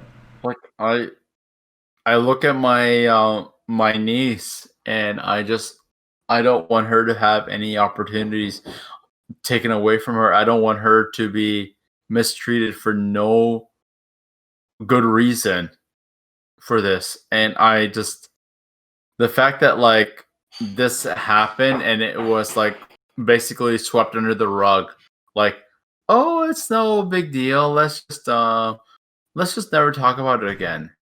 And it's like everyone has ghosts in their closets or whatever the phrase is. Skeletons in the closet. Like, in which case, no, I fucking don't. Yeah. No, but I mean, like, companies all do, especially big name ones like Ubisoft. Like, it's. Well, we saw at least 3 of them. This is what I like about The Boys on. Dude, Amazon I'm telling Prime. you can't just tangent everything on me. We got a lot to dig through. Then make it quick, dude, because we got so much to dig into. I apologize about this, but what I'm saying about The Boys on Amazon Prime is that they did this exact same thing where they hid or like sugarcoated a certain circumstance that basically could have destroyed the organization. So go ahead. I'm sorry. What was your next tangent? Oh, no, this is me telling the shit that happened. So the first name is Serge. I'm going to butcher this name. Hascott. That's what I'm assuming. This is a guy that was notorious for making grunts and growling noises at women all the time. Yep. He would bang his head against the table when he was bored, so it seemed like a childish piece of shit.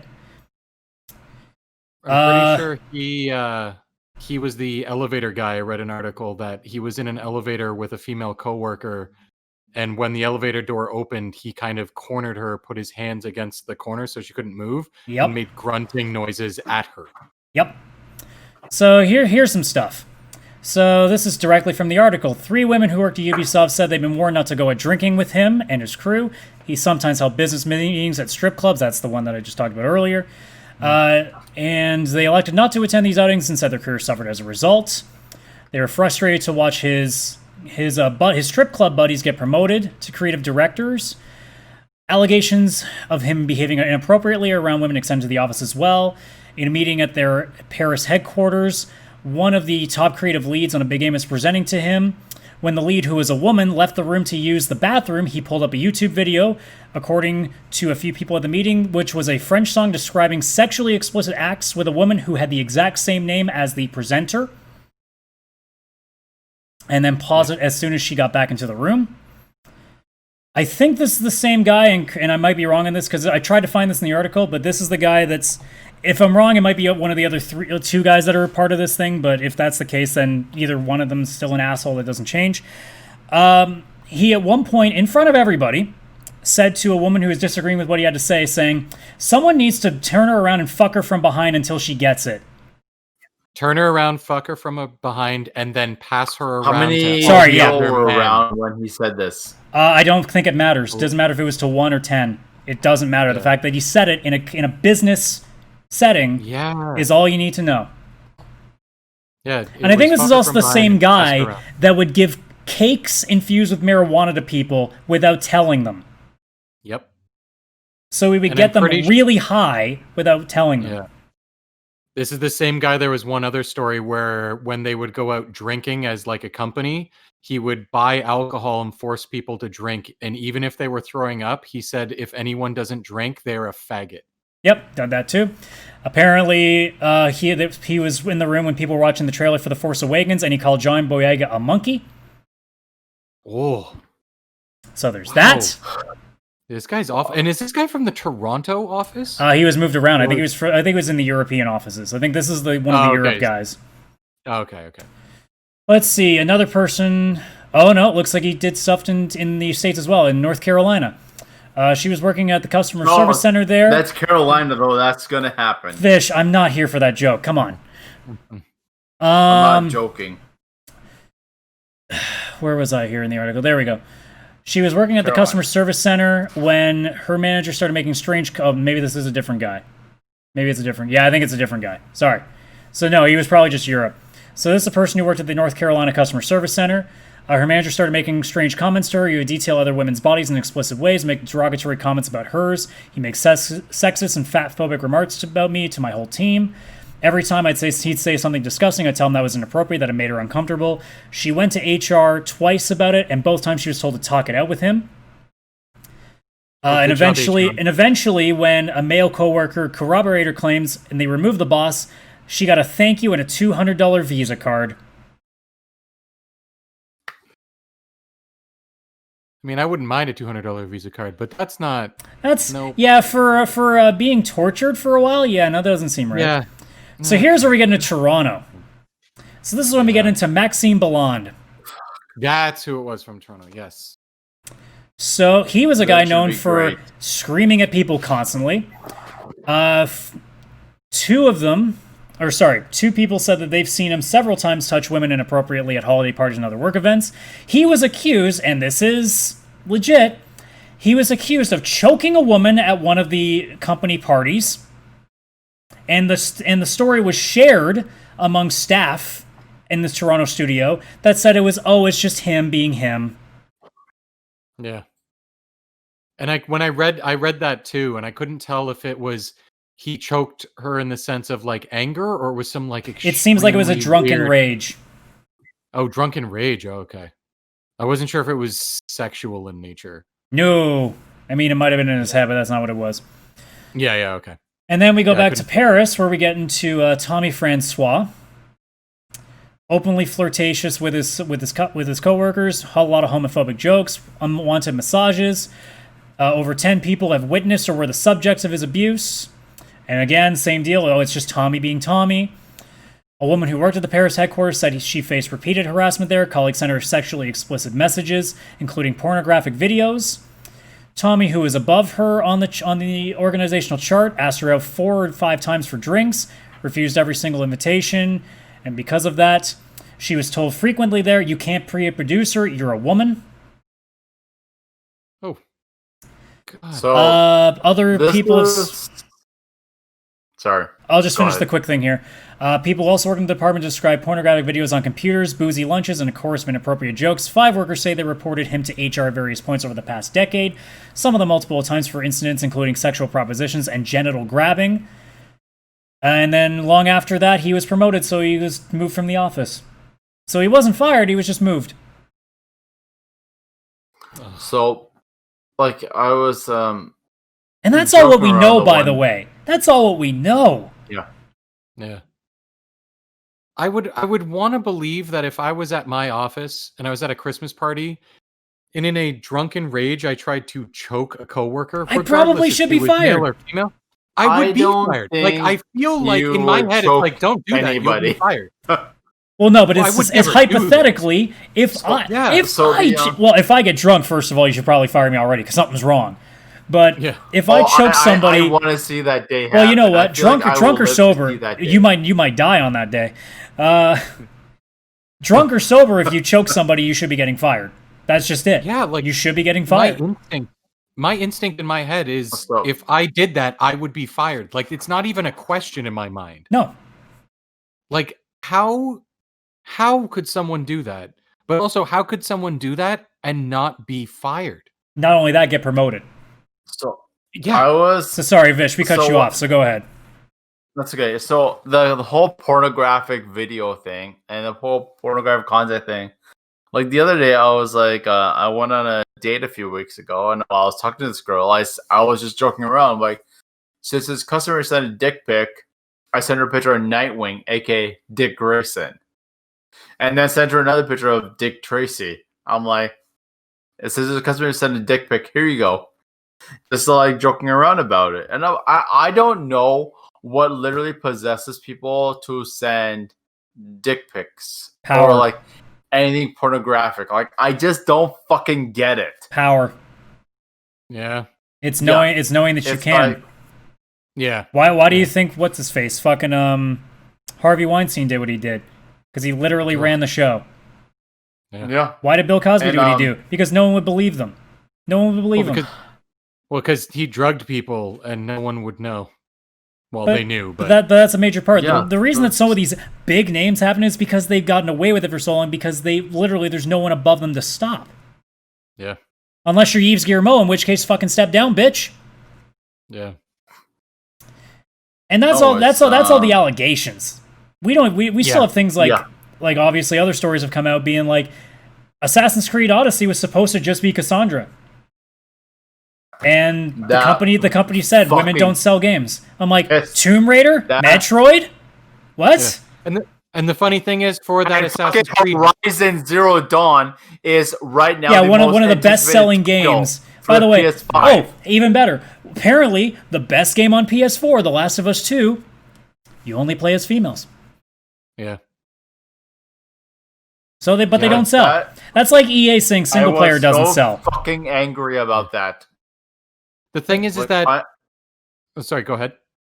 no, you finish, please, because I'm probably gonna go on a little bit of a rant. I was just gonna say the funny thing is for that Assassin's Creed, the stats are out, and it was like 76% of players played as I almost Cassandra. exclusively play women and get video games because I'd rather play the complete opposite of what I am. Yeah, and I fully played as Cassandra.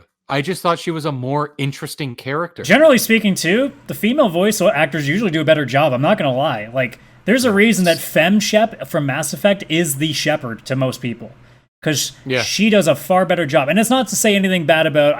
Can't remember the guy's name who does the male voice because I don't really pay attention. It's still a good voice, but Fem Shep is so good. And I'm not saying that just to be pandering. Like, it's legit good. Yeah. In the same vein of Cyberpunk, I'm gonna play as like the most opposite thing. I'm gonna be like a fully trans character in that game because if I have the option to do something completely away from what I am, that's what fantasy is. You get to be something you're not. That's what video gaming is to experience. Most of my characters somebody now you are not. If you give me a creative character, most of my characters are female and dark skinned, almost always now. And not even just that, even if you're somebody who does play a character and you want it to be someone you relate to, there is a lot of female gamers out there that would want to play. No, as someone they like don't exist. Cassandra. No. Yeah. They don't. Except they don't play games. that they do. Dude, all they do is play Farmville, bro. Seriously, bro. Come on, listen, All right, I know. Trust me, bro. Dude, log Okay, off your 360. You're So done. I will say, unfortunately, a lot of the female, from my experience, a lot of the female gamer stereotypes about like playing games like Farmville and The Sims is a little accurate. Yeah, but As the much as I don't problem want it is to be. most of the ones that actually are doing what they're doing, they're hiding. I have been playing video Possibly. games on online lobbies for over 15 years. I can count on two hands how many female friends I've ever had on my list. And that's not because I'm not open. It's because that's how many I've ever come into contact with. Because most of them know better than to even say anything. Yeah. There were even out of I think it's like 9 that I can think of off the top of my head. There were 2 that I never spoke to personally because they never were in voice chat. I would play with them, but they were never in voice chat because they were afraid. Because they were afraid. They were afraid that I'd suddenly change my tune. I wouldn't have, but they have reason to believe that that's all that we are. That's all that guy gamers are. Is the second they hear a girl, they go, "Girl, show me your tits. Send dick pics. Yeah. Make me a sandwich, bitch." Hot. Yeah, make me a sandwich. Yeah, that's a big one. Chris and I have gone to Fan Expo quite regularly, and I've kind of made friends with a few of the main cosplayers there, and they're just like. Well, that's the problem, though. Is the only way that nobody pays attention. girl. The only way people pay attention is they gotta dress like really sexually too. That's the other thing too. Is if they dress up normally, like if you're a cosplayer, you got 2 options. If you're a woman, you either have to be sexy or you got to be damn fucking good at what you make. Because if you're a random girl that just puts on like a robe and like dyes her hair black and like, oh, I'm Tharja from Fire Emblem, no one gives a fuck about you. But you show a little titty, you show a little ass, oh, all of a sudden you're Belle of the Ball. That's the sad part, is we don't reward regular cosplayers that are female. That's another thing, too. We don't reward people who just who like, are just as bad as we are at it. Yeah, like this one cosplayer, Sosenka, S-O-S-E-N-K. Yeah, I know you're talking about. She's in, like, her cosplay is fucking amazing. And there's another one, Allison Tabitha, and a few of the ones in Toronto. This one girl who's actually in Hamilton, in our city, in my city, Allure Cosplay. Thanks for telling us where you are. Now we're going to start doxing you. Okay. No, it's they're like a lot of these cosplayers are really talented. Like for example, I'll say Jessica Negri. I don't think she's a talented cosplayer. That's bullshit. I strongly disagree with that. She actually puts work into her stuff. It's just people know her because she's got big tits. Like, let's be honest. She's a good cosplayer, but the reason she's number 1 is because she does all the fan service. But she's not a bad cosplayer. She is a legit good cosplayer. I don't think like she was at Fan Expo one year that Chris and I had gone to, and she did a Borderlands cosplay. She looked fucking great, but it was just one of those situations where it's like, are you cosplaying or are you just a hot girl? No, she's cosplaying. Trust me, she's cosplaying. It's just when you go on her Twitter, her money's made on sexy cosplay. That's what she makes her money on. Yeah. So why wouldn't you do it? That's what it is. She better. Well, I mean, who knows? Like 5 years down the road, people just might not care about her anymore. So make your money. I've said this so many times before. Probably not on this show. I have no problem with sexy cosplay. Make your money. If people are buying, please, make your money. Oh my god, I hate this. The only thing I say. The only thing I say is that I wish that we gave the people that actually put real work into like the girls who do armor cosplay and like the crazy big stuff. I wish we give them the attention too, because I think we can do both. But the problem is there's so many people out there that all they want are tits. That's all they want. Yeah. So that's the problem. Likely. Jessica Negri is not like should Jessica Negri be the best cosplayer? No, she's not actually the best cosplayer, but she's the most popular because she goes where the money is, and I don't blame her. And most people only know her for the bikini version of some sort of cosplay and don't even know about her real cosplay. Yeah, because she does some really good stuff. Yeah. But yeah. All right, I'm done with the article, so I could go into further, but I don't feel like stressing myself out more because I got other bullets in the chamber that I need to fire first.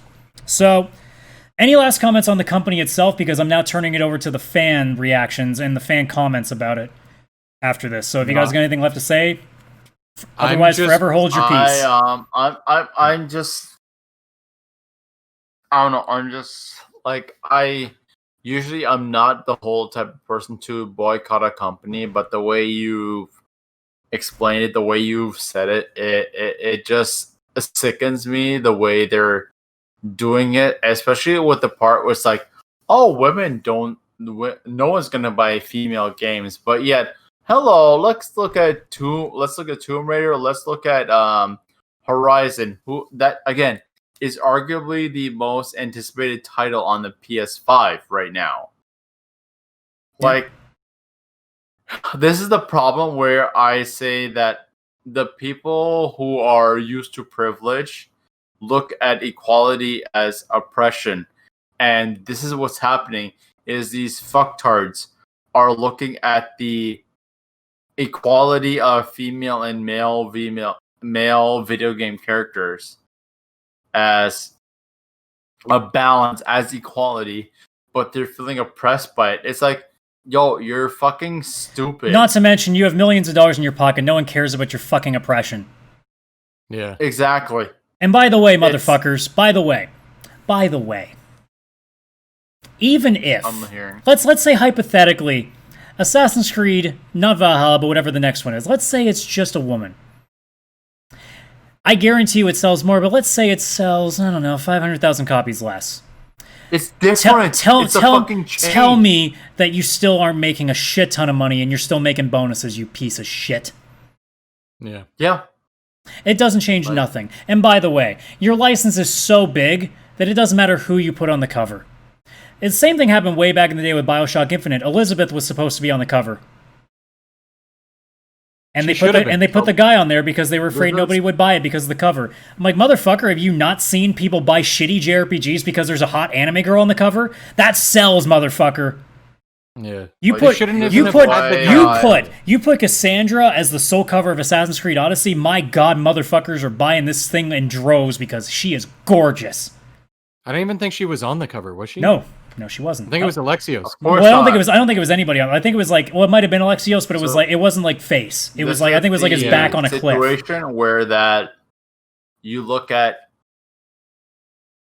like, this is why Marvel is doing such a good job of actually promoting and enforcing the equality and diversity. Well, that's not always true. That's not always true because the New Warriors didn't go very well. I wouldn't agree with that. Yeah. The one with Safe Space and Trailblazer and Snowflake. Okay, yeah, those are different, but I mean... Okay, no, you don't get to hide that. No, you don't get to push that aside and say they're doing fine. No, they're doing okay, but they ain't doing great. I wouldn't even agree with the MCU. It took them 20 movies to get one female lead. The biggest problem I have is that Black Widow took so long to come out. Yeah, and other than that, she was badass in the very beginning. Yeah. She's been there since the beginning. Where was her standalone? But guys don't care about girls. No one thought Black Widow was the shit. Yeah, and she was the only lady for a long time. There was not counting Colby Smulders. Not counting her character. I can't think of what. Not counting Pepper Potts. OG. She is the OG female of the MCU. Well, OG female, sure, but she didn't do anything. Actually, no, that's not true. That's not even true. Whoever's the woman in the Hulk movie, isn't that the first one? Liv Tyler. That's the second movie. Eddie Ross. Did that come after? Did that come after Iron Man? That was the second. Yeah, Hulk was the second. Shit. Iron Man was first, and then Incredible Hulk was second. I always keep forgetting. Pepper Potts Either way, is the OG either of the way. MCU. Yeah, but she's not pushing boundaries of like. But the thing is, though, it's like if you watch the MCU, it's like Black Widow is just as equal of a person in the of the Avengers as Thor or Cap. Okay, like you see her as OG Avenger. Okay, let's bring guys. We're at 2 hours. Let's bring it back because we still got shit. Yeah. So Chris, I think you had something as well before I move. I was just gonna say that of this story, obviously I'm extremely disappointed.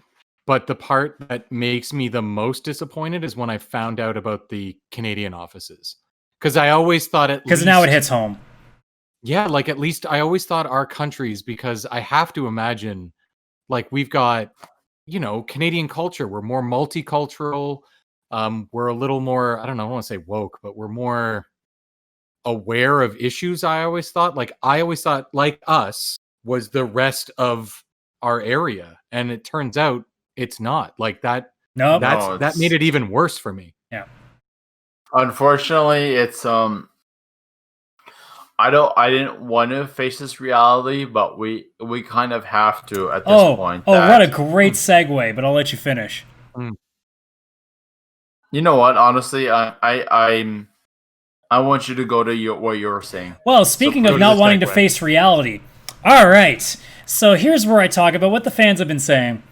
So I get to speak to you guys personally. To nobody that's watching on the stream, but that's not important. So anybody who listens to this podcast somehow makes it this far. I got something to say. Should I describe that you're looking directly at the camera? Should I describe it to the people on audio only? No, I'm looking directly at the camera. I'm talking directly to you guys. So he's pointing to. I've seen a lot of people in the last week saying, I don't want this. I don't want to know about this. I don't want this to be a part of games. Like, why can't this be separate? Motherfucker. The industry can be so much better when people are comfortable working in it. For starters, if people are not afraid every day they go into work, don't you think they work better? They work harder, they work faster. Games might get done faster. Games might be better. Not to mention, we kick out some of these bad apples. You know who probably gets kicked out as well?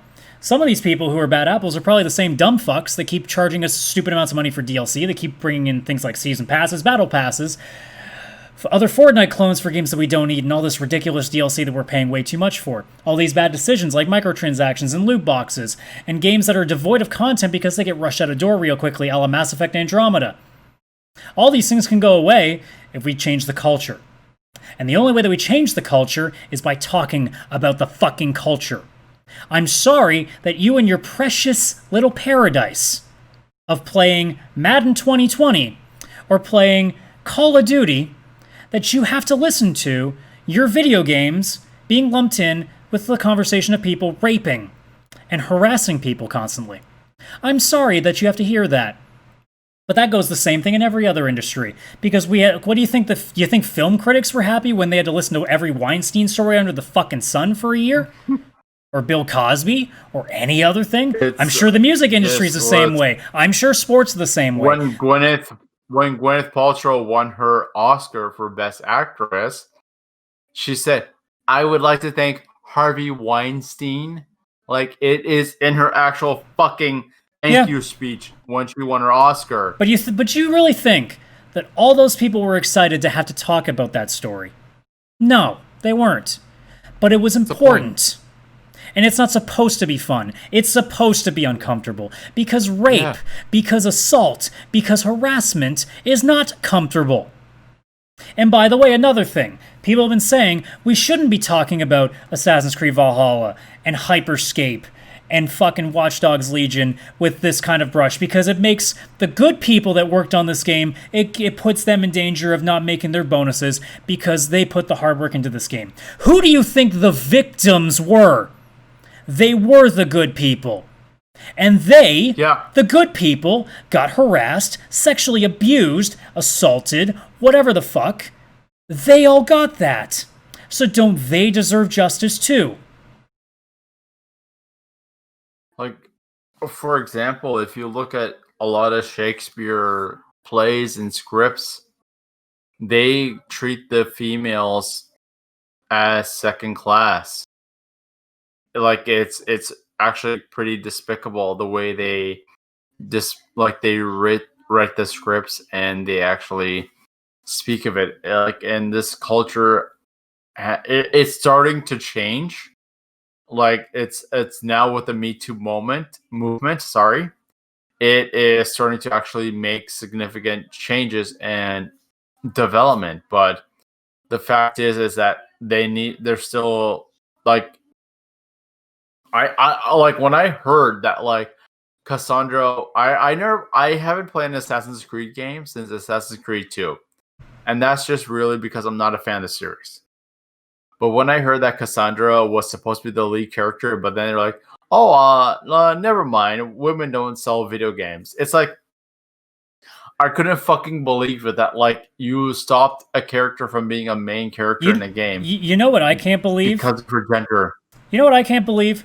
That a person so high in the company can choke people, can sexually abuse people, and be allowed to have a job. Fuck Cassandra, to be completely honest. I can deal with Cassandra not being a main character. Yeah. I can't deal with employees. Not a real character. I can't. Yeah, not a real person. She's not getting assaulted. So like, even then, as much as stupid as Cassandra is, it doesn't mean shit in the aspect of in the real story. The real story is not that like it's Cassandra just not being the main character is just an added bonus. The real story is Yves Guillemot and the entire Ubisoft company allowed for over 20 years, maybe 30, people to abuse their coworkers and do nothing. And the only reason it's happening now is because in this age of social media, there's enough pressure, finally. This should have been dealt with, Yves, 20 years ago. This should have been dealt from the very first complaint ever given. HR reps should have done something about it, but they didn't, whether it was at the behest of Yves or the higher-ups, or their own self being, no, I want to keep my job. Yeah. Tough shit, by the way. If you lose your job because you defended a rape victim, we'll applaud you. Don't worry about it. It's pretty obvious at this point that the reason these people got away with it for so long is because they made the company money. So they could look the other way of their behavior as long as they were pumping out games that were... To which I'll make the argument, I think if you're Ubisoft, you're gonna make money. Doesn't really matter who you put in charge. Yeah. I don't think it matters now. No. I don't really think it matters. They sold a shit ton of Prince of Persia, and it was a terrible fucking game. Yeah, you can sell anything with an Assassin's Creed label on it right now, and it's going to do pretty well. There's not even assassins in it anymore. Yeah. So, that, like, you're, like, instead of protecting the people that were preyed on, you're protecting the predator. Yeah. And if there's any reason to boycott Ubisoft, I'd love to boycott somebody who's been knowingly abusing and sheltering abusers for years. That is more than okay for me to start boycotting. Yep, absolutely. Yeah. And it only makes me worry further because if that's Ubisoft, what's going on in EA? What's going on in Nintendo? What's going on in Square Enix? What's going on in Sony? What's going on in Atlas? Hell, let's even go further down the wire. What's going on in fucking CD Projekt Red? What's going on in indie studios? We don't know yet. Hopefully, what this story does is it opens people the possibility of finally speaking about it. Yeah. I hope Nintendo is just still okay. It's like I said the other week when we were talking about how dangerous it could be. Out of Miyamoto, because I don't want to. Man, I would. Yeah, I would lose my shit if Miyamoto was coming out to be something, or if and rest in peace Satoru Iwata. But imagine if stories came out about him, or obviously now Satoru Iwata, the old president of Nintendo who passed away a few years ago. Yeah, who I really respected. That man was a fucking legend. The Wii U tanked. The Wii U tanked, and Satoru Iwata didn't fire anybody. He cut his salary in half because they failed. Because he failed as a CEO, or a president, I should say. He failed. He took the loss. He didn't lay people off. And by the way, there are companies like, again, we talked about this before, that lay off people in record sale days. So, So, not every company can be a saint, but Nintendo, at least for the time being, seems to be at least one of them. Yeah. And I'm just collectively, I'm holding my breath, just hoping to God that another one, I don't have to boycott anymore, because I'm starting to run out of companies that I'd be okay with boycotting, because Ubisoft is the first one that kind of hurts, and it's starting to get to the point that there are going to be very few left that are going to be like, I'm okay if I don't buy a game from them for a while. Yeah. You're just going to be out of games. Oh my God. See, what happens if CD Projekt? Oh my God, I pre-ordered Cyberpunk. What happens if CD Projekt Red? Cancel your pre-order. Can you imagine we had to boycott Konami because... What do you mean boycott Konami? I'm pretty much already doing that. Yeah, they haven't. I'm doing that without having to boycott them. Yeah, but that's Metal Gear, and like you and I both Vish, played it, Chris. Vish, and Yeah, but Vish, they're not making both it. were like Vish, that was fucking legendary. Vish. Yes. Metal Gear is not the same anymore. If they release a new Metal Gear, don't play it. I'm even telling you right now, if Kojima's name not attached to it, don't play it.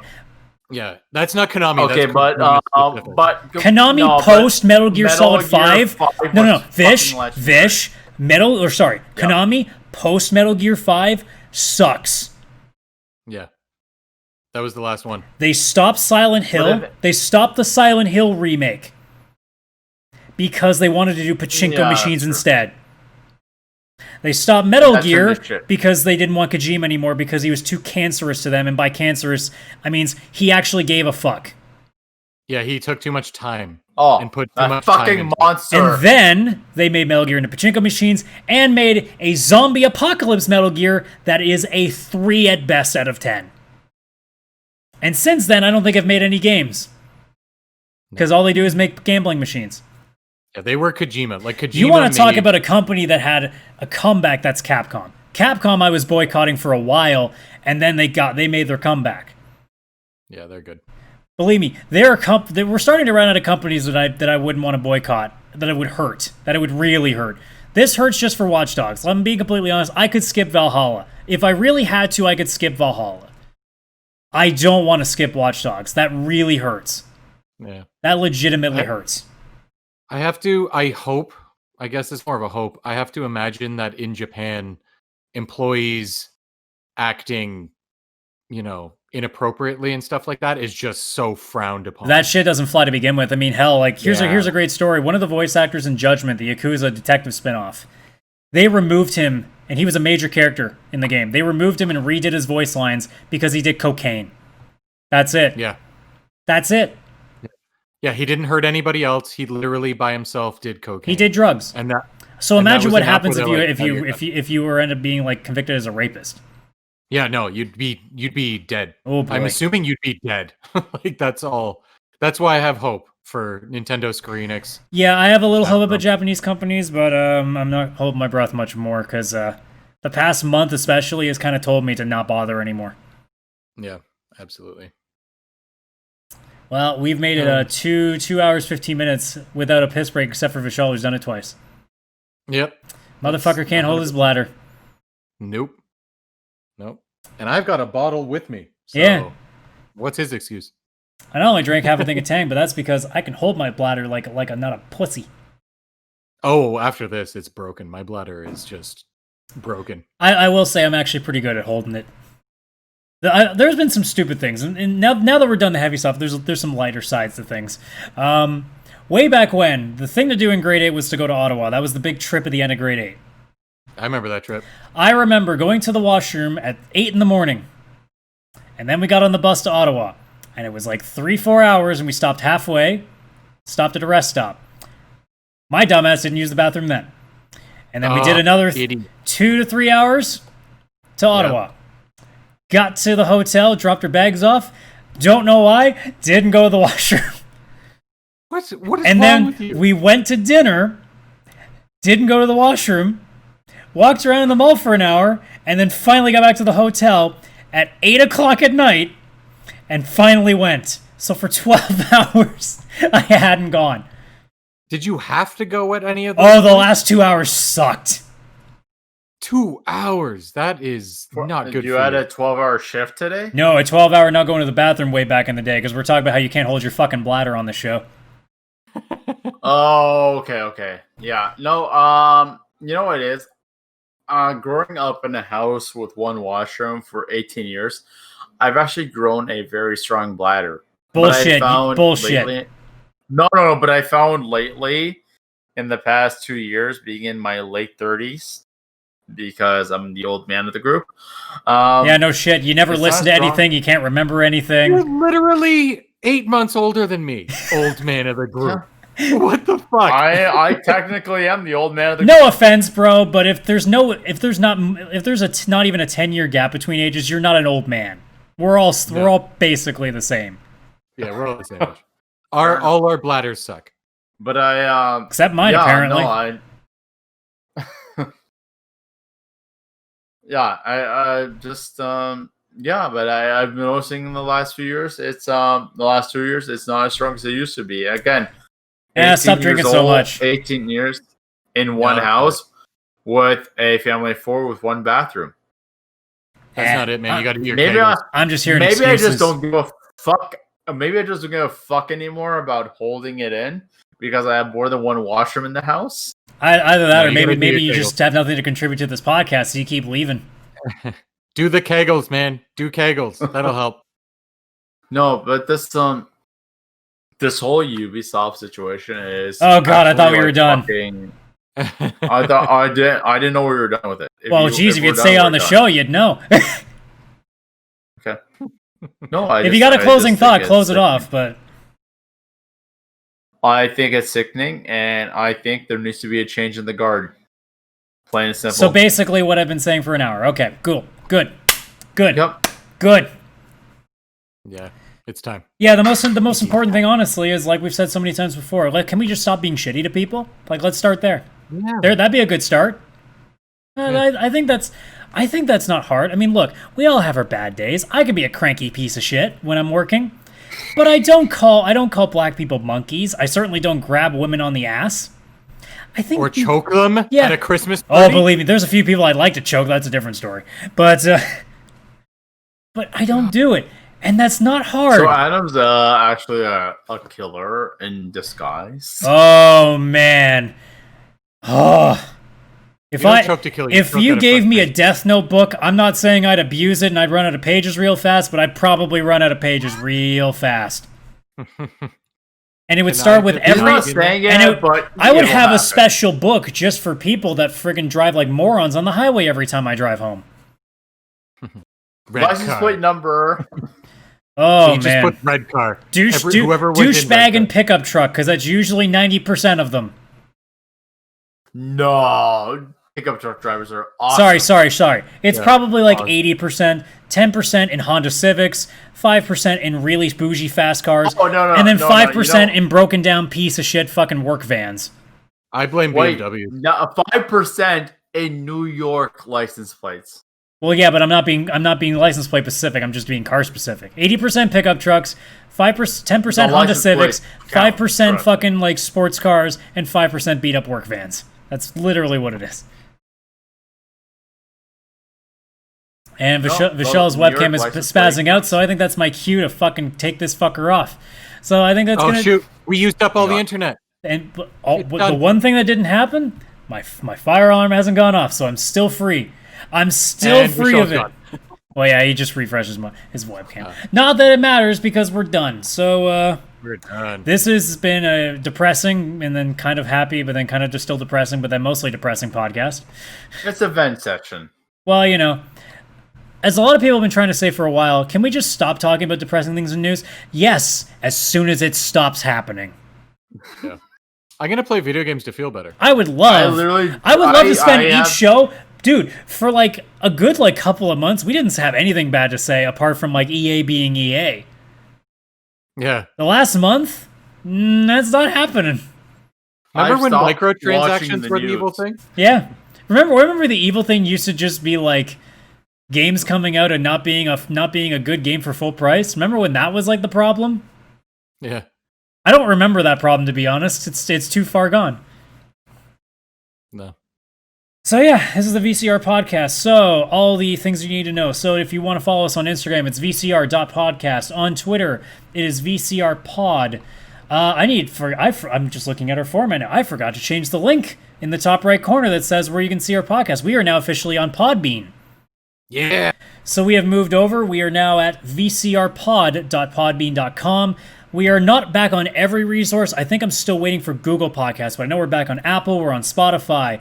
We are on Stitcher now. We are on what else? I think TuneIn should be up in a day, and then we're on like many other aggregates. If you watch on YouTube, the full list is in the description. If you want to follow us specifically on Twitter or Instagram, on Twitter it is Views Vishals. That is VIEWSVISHALS. Chris has changed his because he got tired of all the dots here in the underscores. Actually, that's not true. His The Instagram hasn't underscores. changed. I got sick of the underscores. It's ridiculous. So You can't on even say it. Twitter, he is now Jin and Totally Chris. not phenomenal. Jin and Chris on Twitter. I am CS Radical on Twitter. On Instagram, it is Views Vishals. I've already spelled it out. So if you can't remember that, go back 15 seconds. I'm not doing the work for you. On Twitter, on Instagram, it's Chris. It is Jin.N.Chris. And for me, because some asshole took it, it is CS_Radical. Because, god damn it. You know I took it, right? If you did, I would come over there right now, and I know where you live, mother. Actually, that's not true. I know the building you live in. I just don't know where. Shit. You'd be angry, but then slightly relieved because you know you'd get it. I would turn into Albert Wesker at the end of Resident Evil 5 before he dies in the volcano. I'd just be outside your apartment building, be like, Chris! It's okay. It's a pretty simple boss battle. I'll be your number 2 on there. Punch a rock. Punch the rock. Punch the rock, and not Dwayne the Rock Johnson. Just punch a rock. Yeah. But yeah, otherwise, if you were listening to this on audio service, please rate us if you can and share it with all your friends. If you're listening to this on YouTube, please like the video and subscribe to the channel for more content. And if you are somehow... There's one viewer in chat, but for all I know, it's Chris. No, it's not me. So there's one viewer in chat, unless it's counting me, but I don't have it up. So maybe there is one viewer actually in chat. Holy shit. I'm going to send a message in the Twitch chat I'm going to send hi in the Twitch chat just because it's funny. But yeah, we are on Twitch streaming 8 p.m. Eastern every Wednesday on twitch.tv/csradical. And we try for 8 p.m. Well, okay, I tried. Vish doesn't try that hard, let's be honest. Chris I was here at 5-2. Well, I was here at 5-2. Well, when I say try, I mean listen. That doesn't happen. That's a whole different ball game. Hey, listen. Shut up, Navi. Video game reference. That's a video game reference. It's topical. What is with Zelda and having really terrible fucking follow-along characters? Holy shit.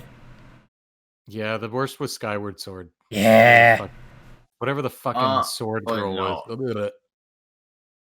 So, in the words of the great CS Radical, keep calm and stop assaulting people. Wow. I have literally never heard you say that before. Well, it's starting now. That's the perfect saying. Oh my god. I gotta call the chive. I gotta get a shirt made. Good night, everybody. Actually, sorry. And in the words of everybody on this show, keep calm and fuck you, Ubisoft. This has been the VCR Podcast. And we will see you on the fucking next one when hopefully we have something nice to talk about. Good night, everybody. Fuck Xbox me. Showcase.